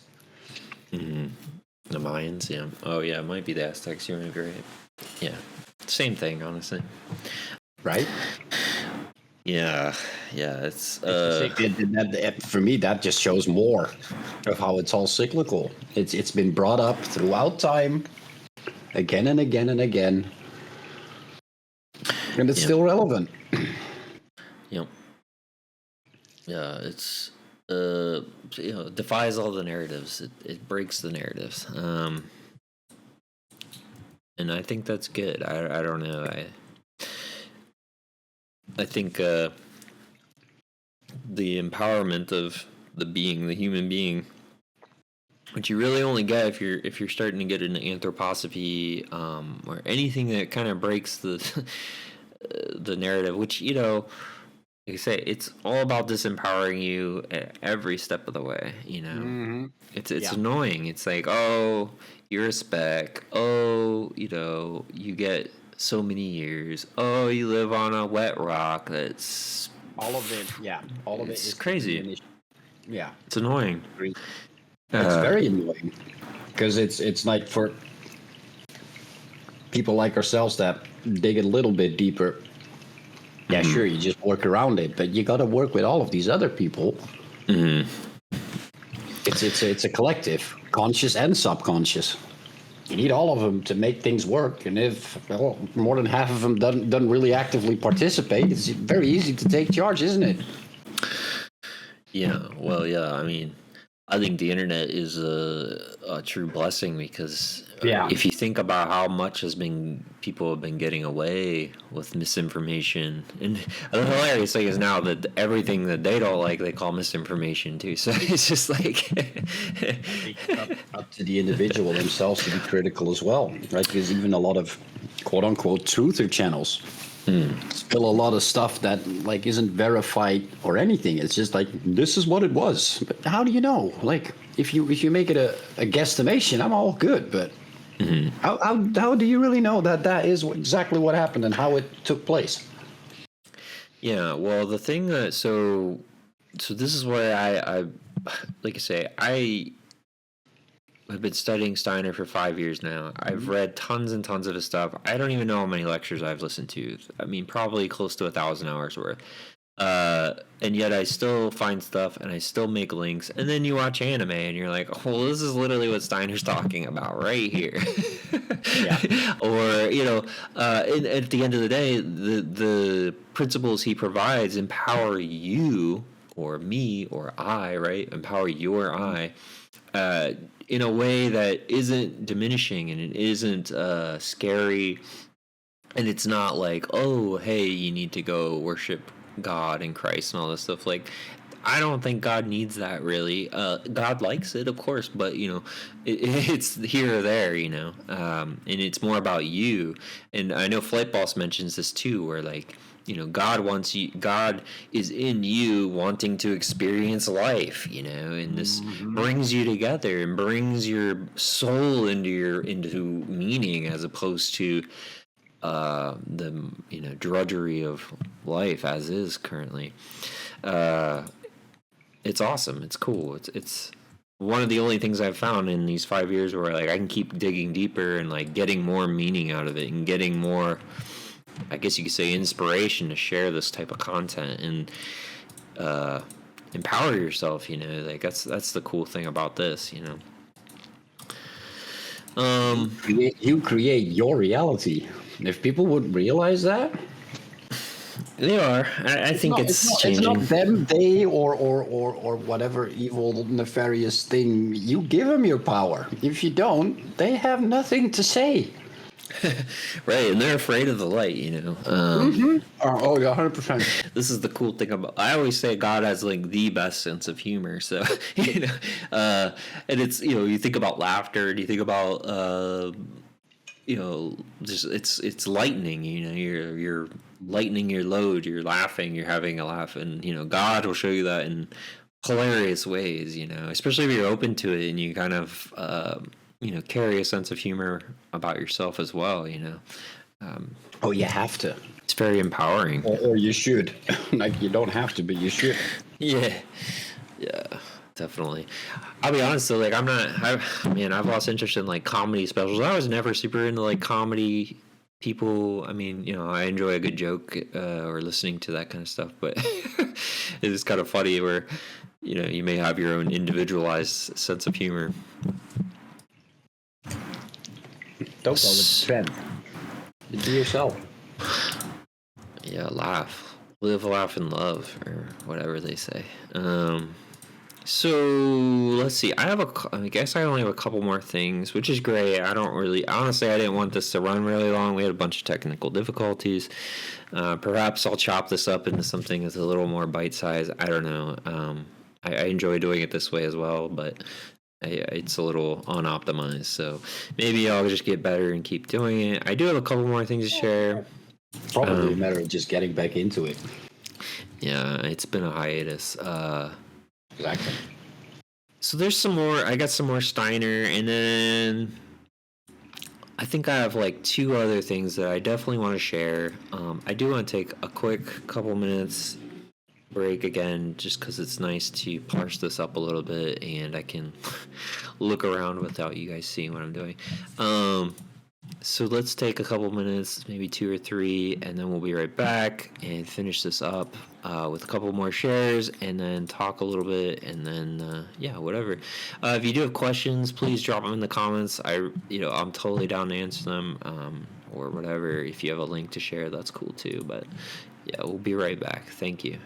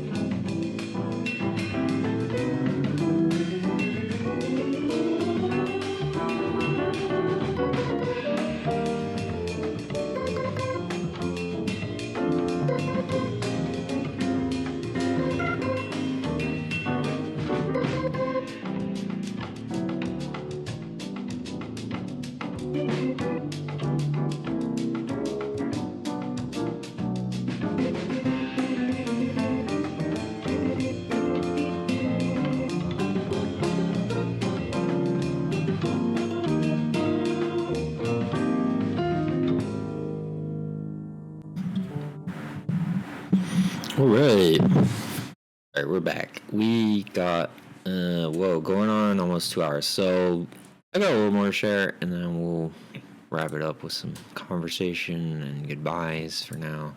I was thinking the best thing is to talk a little bit about light and share some really interesting stuff about light. And a couple books in regards to light. Obviously, the sun helps this light be visible and created, right? It has a ton of health impacts. Let me see here. We need, I guess, I'll show this real quick, and then we'll watch a clip. All right, here we go. So I have this book. It's actually pretty rare, but you can get it on Internet Archive. You have to sign up, and then you can digitally borrow it. This is called Loading. There we go. Okay, wait. Here we go. Okay, I guess it's not going to show us the cover. That's nice. This is called Sunlight Could Save Your Life. It is by Zane R. Kime, Dr. Zane R. Kime. It's pretty cool. I do believe he thinks the sun's a burning ball of gas, but there's a lot of information that's really cool you can check out. He talks about the health benefits of the sun, which are, very beneficial. Numerous. I'm sorry? I said numerous. The health benefits of the sun are numerous. Yeah, absolutely. And we'll talk about that a little bit. So, like I say, I've been kind of researching this for a few months. One of the books I also read was Sun and Steel by Yukio Mishima. And we'll actually listen to a clip from that in a little bit. He goes into the sun in sort of a philosophical / physical way, in, sort of using the sun as a, I don't want to say a guide or a light. I mean, in a way it is, but, in achieving his physical body, which is really cool. But this is a great book. If you can find it, it's one of those rare books. The other one, so this is cool. It talks about, especially for males, if you get a lot of sunlight, it boosts your testosterone. There's a whole chapter on sexuality here. Being out in the sun is great. It's very good for your health. I guess you could say not everyone. I don't know. There's some things I think that are universal, but some people tell me they're allergic to avocados, so I don't know. Or like people allergic to grass. Like, how do you exist? I don't even know. But it's a cool book. I'm not going to read a whole bunch of it. Check it out sometime. It's really cool. A lot of studies and just the benefits of it. The other great one, and this actually has a book component. I don't have the book. It's a pretty rare book now. I think it's one of those books pushing around $100 in order to acquire it. Honestly, book prices tell you a lot about the content. Not always, but this is where I need Adobe. I need desktop, actually, because this won't work. Okay. So this is from Dr. John Ott. It's a documentary. You can watch it on YouTube.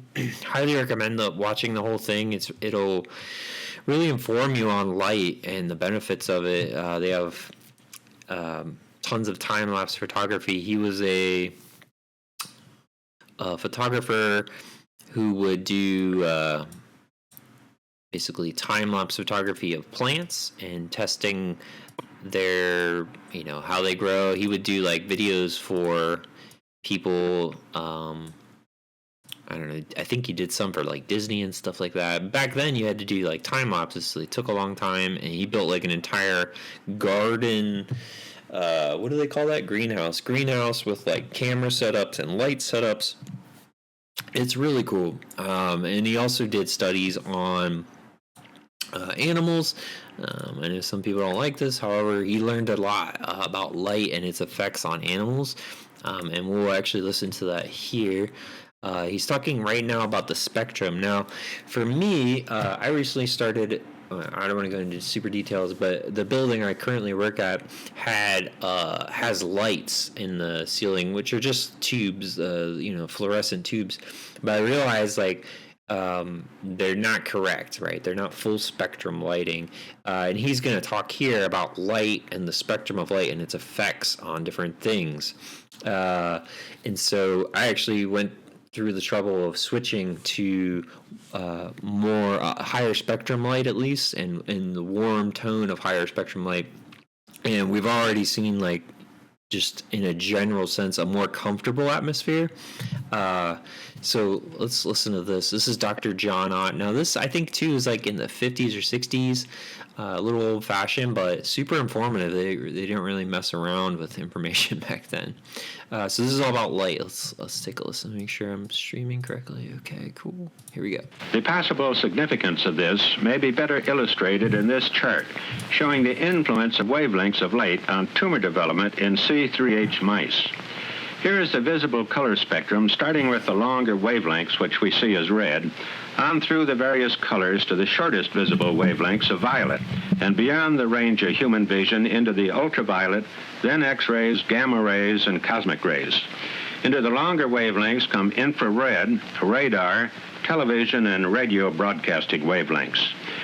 This deep yellow line represents sunlight energy, as measured by the Bureau of Standards in Washington, D.C. The intensity is fairly even through the visible portion of the spectrum, peaking a little in the blue-green, but then cutting off abruptly in the ultraviolet at approximately 2,900 angstroms because of the filtering effect of the atmosphere. The Bureau of Standards and other similar charts show an absolute cutoff at this point, but I'm continuing this line at the very bottom of the chart because it is now recognized by many physicists that trace amounts of these shorter wavelengths do penetrate the atmosphere to the surface of the Earth. This pink line represents the spectral energy from standard pink fluorescent tubes. Under this narrow part of the spectrum, these mice developed tumors and died within the average lifespan of only 7.5 months. Under the broader spectrum from daylight white fluorescent, the lifespan increased to an average of 8.2 months. Ordinary single-strength window glass comes closer to the full spectrum of natural sunlight, but does cut off in the ultraviolet spectrum at about 3,300 angstroms, and the lifespan goes up to 9.4 months. Some eyeglasses are designed to cut out all of the ultraviolet at about 3,800 angstroms. The biggest increase in the lifespan is noted in the animals under the full spectrum of ultraviolet transmitting plastic that cuts off virtually at the same point as the atmosphere, around 2,900 angstroms, and the animals lived for an average of 15.6 months. Under the synthetic type quartz glass, there is a cutoff in the ultraviolet around 2,300 angstroms, and the lifespan goes up just a little more to 15.8 months. Under the full spectrum of natural sunlight received through the air curtain, the lifespan increases to 16 1/10 months, which is more than double the lifespan under this narrow part of the spectrum alone. On first thought, one might conclude that these wavelengths are harmful, but actually they are part of the total spectrum.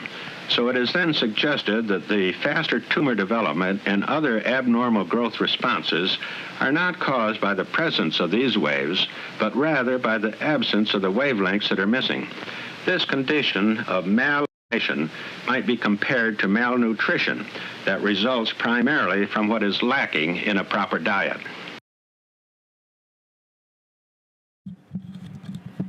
So, yeah, when I first watched this, I didn't quite understand it until, going in a little deeper and understanding, like, you want as much of this light as possible, right? I don't know if it's like this in the Netherlands, but in America, we have, they're replacing a lot of, like, the street lamps with, like, LEDs, which are awful. If you can't see the flicker, I don't know. It might be a thing that maybe some people just can't see the flicker, but LEDs flicker. It's on and off. I actually have a clip. Let me see. I don't know if I can find that real quick here.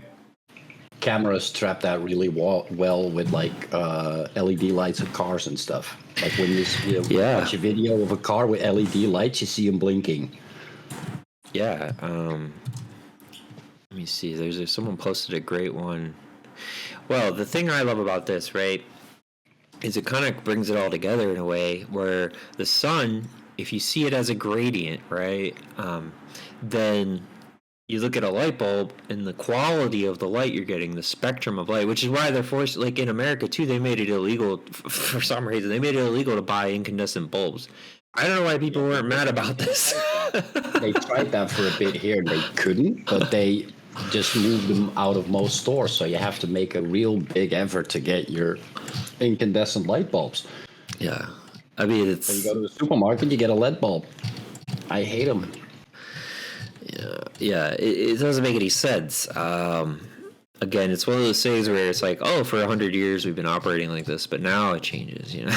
Like, please. I can't. With the excuse that it's cheap. Right, yeah, it's to save pennies. That's with most of these things. It's good for the economy. Oh, wow, it looks like that tweet might have disappeared. That's unfortunate. Yeah, it seems like it's gone. Well, somebody had posted a tweet that had a video comparing LEDs, and if you take your iPhone or whatever, you know, your camera phone or whatever, and video a LED light, you'll see the flicker. You say here they've replaced a lot. They have this one road I like to take my walks on. You'll see warm light, which is like it's like a nice warm incandescent light, which is very beautiful at night. But then you get to these LED lights, which are obviously limited in spectrum because they appear to be yellow-green, just like he's talking about in this video. They clearly look like the green, yellow here, which, is telling you you're not even getting the full spectrum of light. And yeah, it's awful. It's not good for you. In the flickers, you'll just see this like flashing if you're paying attention. If you take psychedelics and see these lights, it's very annoying. And they're replacing them all over the place. It's awful. And so, let's see. What was the other thing?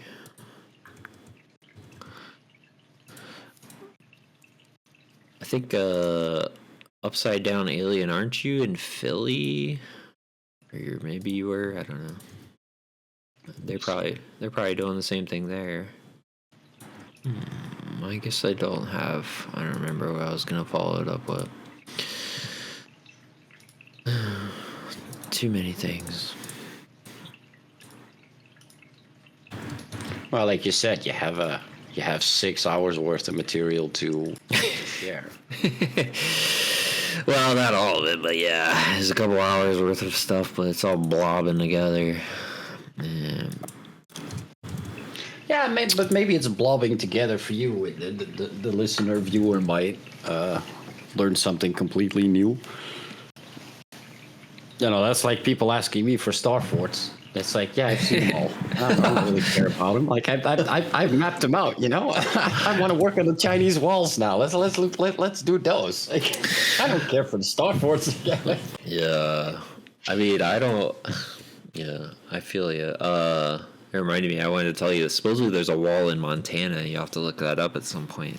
You might have already seen it, but I saw some tweet about it the other day. There's just so many walls in the world that are still hidden to me. And picking up a pet project like the Chinese walls, it borders insanity, honestly. Yeah. It's thousands of miles of zooming in and zooming out and trying to find stuff that ties to them. Right. This might be good. Let me see. So this is about light on the endocrine system. Very short little clip. Let me just play this and then maybe I'll be reminded of what I wanted to talk about. Well, actually, I did kind of cover just the light and the distortion of light, the pollution. Well, not light pollution. Light pollution's real in a way, but the low quality LED lights, I mean, they're awful. I've been there's a website, I think it's called Thousand Bulbs, maybe you can check out. You can buy lights there if you're in America and not wondering why they're illegal for some reason. Let's listen to this. This is about light controlling the bloom period of plants, and then he talks a little bit about how light works in your body with the endocrine system. Blooming can be delayed by turning lights on and artificially lengthening the short daylight periods of fall and winter. This is how florists control the blooming of chrysanthemums so that they are available every month of the year. The blooming of poinsettias is also controlled by light, so they will reach their peak of bloom just in time for Christmas. In the early 1920s, a Canadian zoologist by the name of William Rowan discovered that the migration of birds is also controlled by the seasonal changes of the length of the day and night periods. The poultry industry has learned that egg production can be increased by lengthening the daytime periods with artificial light, and especially during the short daylight hours of the winter. More recent research by a number of scientists has indicated that light entering the eyes influences the pituitary and pineal glands by means of neurochemical channels that are independent of the optic nerve. These master glands control the entire endocrine system and the resulting basic body chemistry through the production and release of hormones. Thus, it appears that the conversion of light energy into chemical energy through the process of photosynthesis in plants carries on into animal life in a much more improved and more sophisticated way. Here is a pigment epithelial cell from the retina of a rabbit's eye. Yeah, so he just goes in a little bit more, but yeah, like, light's super important. I think, too, when we think about the sun, we don't think of it as organic, right? Because you're told it's a burning ball of gas. When, in fact, it's a spiritual space, you know, sort of pulling through the Agario, right? If you really want to start getting, I guess, real about it, I mean, that's what it is. It's a space in there, counter space, right? It's awesome. Let's see. So I got that. Yeah, we talked about the Sunlight book. Like I say, I could probably go on and on about this, but I'm gonna wrap it up here with we're gonna listen to a passage.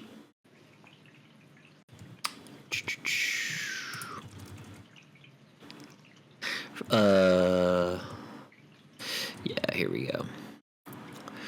So I recently read this book and another one by Yukio Mishima. This is Sun and Steel.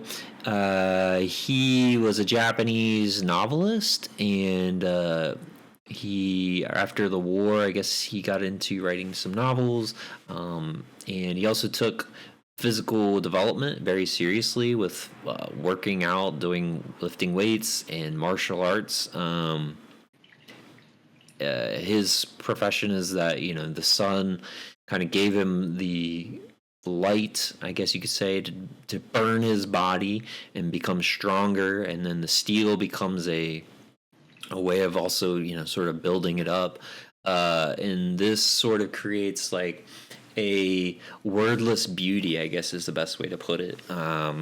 Just being in space, right? Because you have a strong body, and so being in space, you're just aesthetically pleasing in a way that doesn't require words. Really cool, pretty fascinating. Honestly, this is a book that probably could be broken down into like a couple tweets, but it's cool. It's nice to read. Very Japanese in a way. Let's see. I'm gonna start it a little early, I guess. Here we go. Boom. As my body acquired muscle and it turned to strength, there was gradually born within me a tendency towards the positive acceptance of pain, and my interest in physical suffering deepened. Even so, I would not have it believed that this development was a result of the workings of my imagination. My discovery was made directly with my body, thanks to Sun and Steel. As many people must have experienced for themselves, the greater accuracy of a blow from a boxing glove or a fencing sword, the more it is felt as a counterblow rather than as a direct assault on the opponent's person. One's own blow, one's own strength, creates kind of a hollow. A blow is successful if, at that instant, the opponent's body fits into that hollow in space and assumes a form precisely identical with it. How is it that a blow can be experienced in such a way? What makes a blow successful? Success comes when both timing and placing of the blow are just right. But more than this, it happens when the choice of time and target, one's judgment, manages to catch the foe momentarily off guard. When one has an intuitive apprehension of that off-guard moment, a fraction of a second before it becomes perceptible to the senses. This apprehension is a quality that is unknowable even to the self and is acquired through the process of long training. By the time the right moment is consciously perceptible, it is already too late. It is too late, in other words, when that which lurks in the space beyond that flashing fist and the tip of the sword has taken shape. By the moment it takes shape, it must already be snugly ensconced in the hollow in space that one has marked out and created. It is in this instant that victory in the fray is born.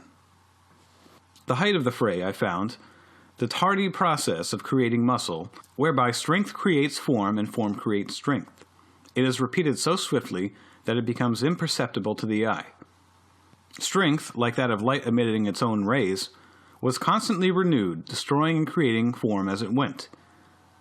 I saw for myself how the form that was beautiful and fitting overcame the form that was ugly and imprecise. Its distortion invariably implied an opening for the foe and a blurring of the rays of strength. The defeat of the foe occurs when he accommodates his form to the hollow space that one has already marked out. At that moment, one's own form must preserve a constant precision and beauty, and the form itself must have an extreme adaptability, a matchless flexibility, so that it resembles a series of sculptures created from moment to moment by a fluid body. The conscious radiation of strength must create its own shape, just as the conscious jet of water will maintain the shape of a fountain. Surely, I felt, the tempering by sun and steel to which I submitted over such a long period was none other than a process of creating this kind of fluid sculpture. And in so far as the body thus fashioned belonged strictly to life, its whole value, I came to feel, must lie in that moment-to-moment splendor. That, indeed, is the reason why human sculpture has striven so hard to commemorate the momentary glory of the flesh in imperishable marble. It followed that death lay on a short way beyond that particular moment. Here, I felt, I was gaining a clue to an inner understanding of the cult hero. The cynicism that regards all hero worship as comical is always shadowed by the sense of physical inferiority. Invariably, it is the man who believes himself to be physically lacking in heroic attributes who speaks mockingly of the hero. And when he does so, how dishonest is it that his phraseology, partaking ostensibly of logic so universal and general, should not, or at least be assumed by the general public not to, give any clue to his physical characteristics. I have yet to hear hero worship mocked by a man endowed with what might justly be called heroic physical attributes. Facile cynicism invariably is related to feeble muscles or obesity, while the cult of the hero and a mighty nihilism are always related to mighty blood and well-tempered muscles. So, yeah, I love that. Well, for those who don't know, I work out not every single day, but pretty often.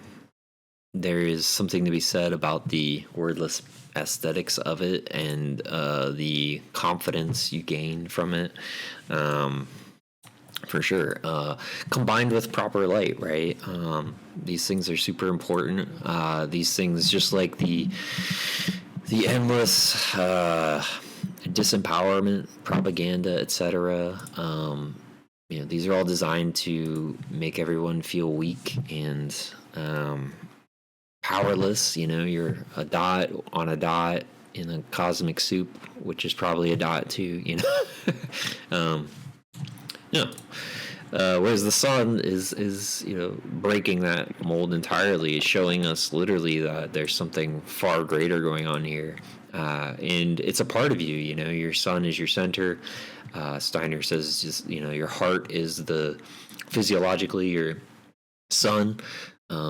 That powers all your organs up to your brain, which is your roots. I don't really want to go into all the physiology because it's a lot, and I don't have enough information to properly share that right now. But yeah, that's kind of what I got for everyone today. The only thing I want, I'm gonna, let me see here, Mike or Upside Down Alien. I apologize, I forget your name.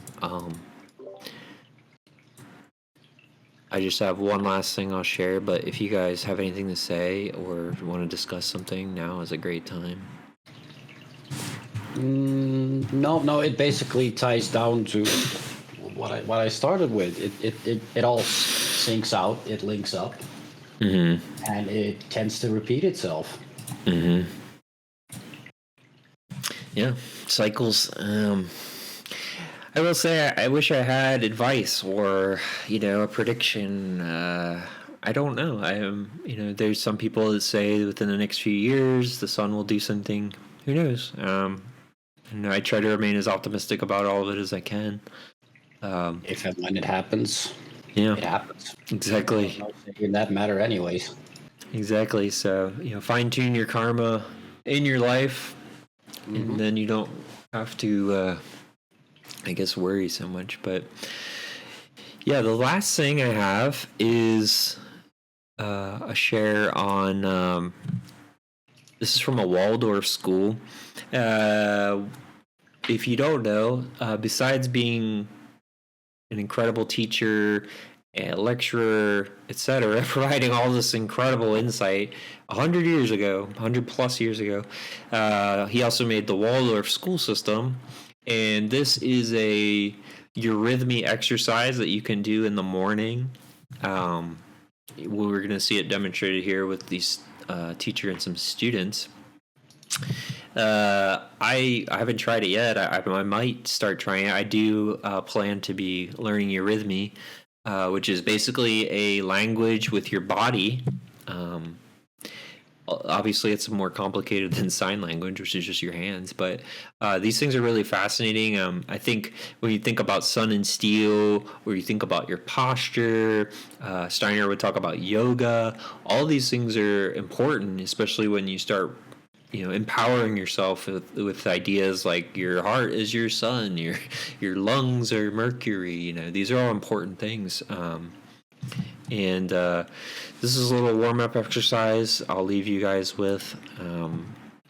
Here we go. Oh, wait, do I have the right thing? Nope. Before we begin, grandparents, please stand up. So, in class 6, one of the things we do in the morning to wake ourselves up, because sometimes in grade 6 when we arrive, we're really tired.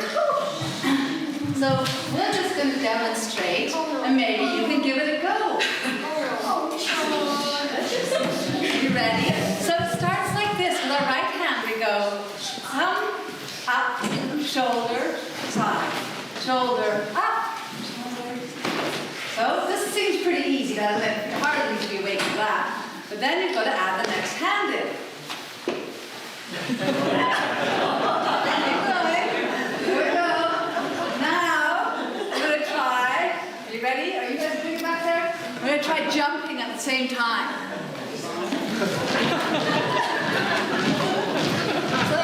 And now here's the part where I can't do it anymore, but some of them can.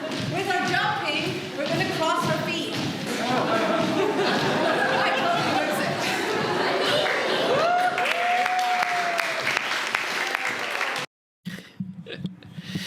it. So this is pretty cool. A great way to prior to warm up, get started.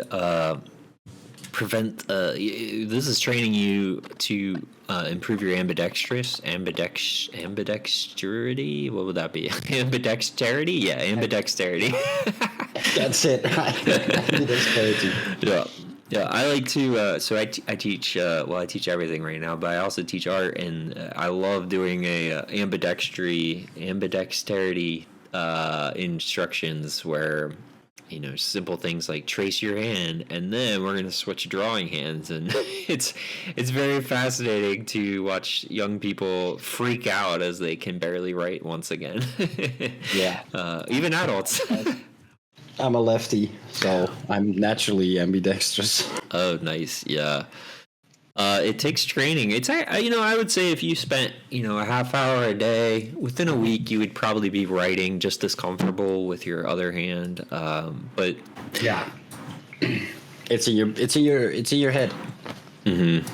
Like a switch needs to come. Like all you need to do is mirror it. Mm-hmm. Everything you can do with your left hand, you can do with your right hand. But since the world is catering to the right-handed people, right. Left-handed stuff isn't made, so it's much harder for people who are right-handed to learn the left-handed stuff than it is for left-handed people who already have to compensate for everything to learn the right-handed stuff. Yeah, it's one of my favorite exercises. The groaning and the moaning is hilarious, but then there's a couple students that are actually pretty good at it. And yeah, it's I mean, like I say, I find Steiner to be incredible. I think his work's incredible. It's going to change a lot of things, I think. I'm actually trying to connect with a lot of anthroposophy organizations in hope of sort of spreading his information. I hope that, even though this was kind of messy, I apologize, but I think we really brought together a ton of different things. I think the visuals are great to tie it together, help you remember some, and hopefully we share this, Another thing I encourage from a personal perspective that sort of ties to the moaning and the groaning is singing. Yes. Doesn't matter if you think you can't sing, everybody can sing. Not everybody can sing like a rock star. Everybody can sing. Singing is really, really healthy. Yeah, that's something I have to work on. Currently, I teach high school level, so I don't have to sing a whole lot, which is nice. But when I worked with toddlers in kindergarten, I had a hard time with singing because I'm very self-conscious on that. I'm not a singer. Yeah, but you just need to find your voice. Your voice might not do yeah, but you can sing. Right? Yeah. Yeah. It's it's ideal if you can sing and incorporate rhyme into your lessons, especially for young folks. It helps them remember things. You actually make it funny and entertaining, or you remember that much easier that way than being forceful about it. Right. I remember all of my history lessons from back in the day because my history lesson teacher was a moron in the funniest sense of the word. Like, he hopped around in the class imitating the caveman, The whole class is laughing. You remember that stuff. Right. Like, he tells about the Egyptians and he walks like an Egyptian through the class, like, they really didn't walk like this, but isn't it funny? Yeah. One thing I try to bring is humor for sure. Like I say, I think that's God's light in a way. You get to channel that. Yeah, I mean, that's all I got. Let me see. I do have a question here. Reference, gonna bookmark. Have you read "Dying Earth, Living Cosmos"? I don't know. Is that a Steiner work? It might be. But I haven't read it. I don't think so. The whole idea of the Earth is that it is already dead. Flight Boss actually talks about this quite a bit.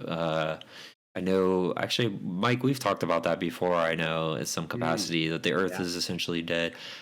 The issue with the dead, thinking that the Earth is all dead, is partially propaganda, right? Because if you see it that way, then you would sort of be limiting your worldview. Whereas the cosmos, living cosmos, it's like, you take certain psychedelic compounds. It's not dead. Everything around you is actually alive and degrees of density. So it's a perspective thing. So I don't know. I'll have to look into that. Maybe. And what is dead to begin with? If you have an object which cannot transfer itself into a different reality, right? From your perspective, because that's the whole thing. Right. Like, didn't we change a reality? Maybe we change realities every day because that's what Earth does. But we're not aware of it. It's not in our perspective. Right. Yeah, I think honestly the Earth can warrant an entire episode.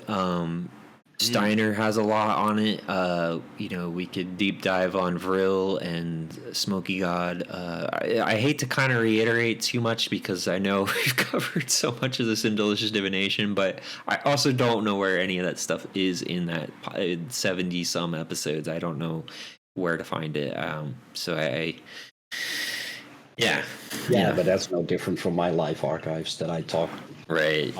Yeah. Stuff with the guys. I don't know what is in which episode. Go and watch.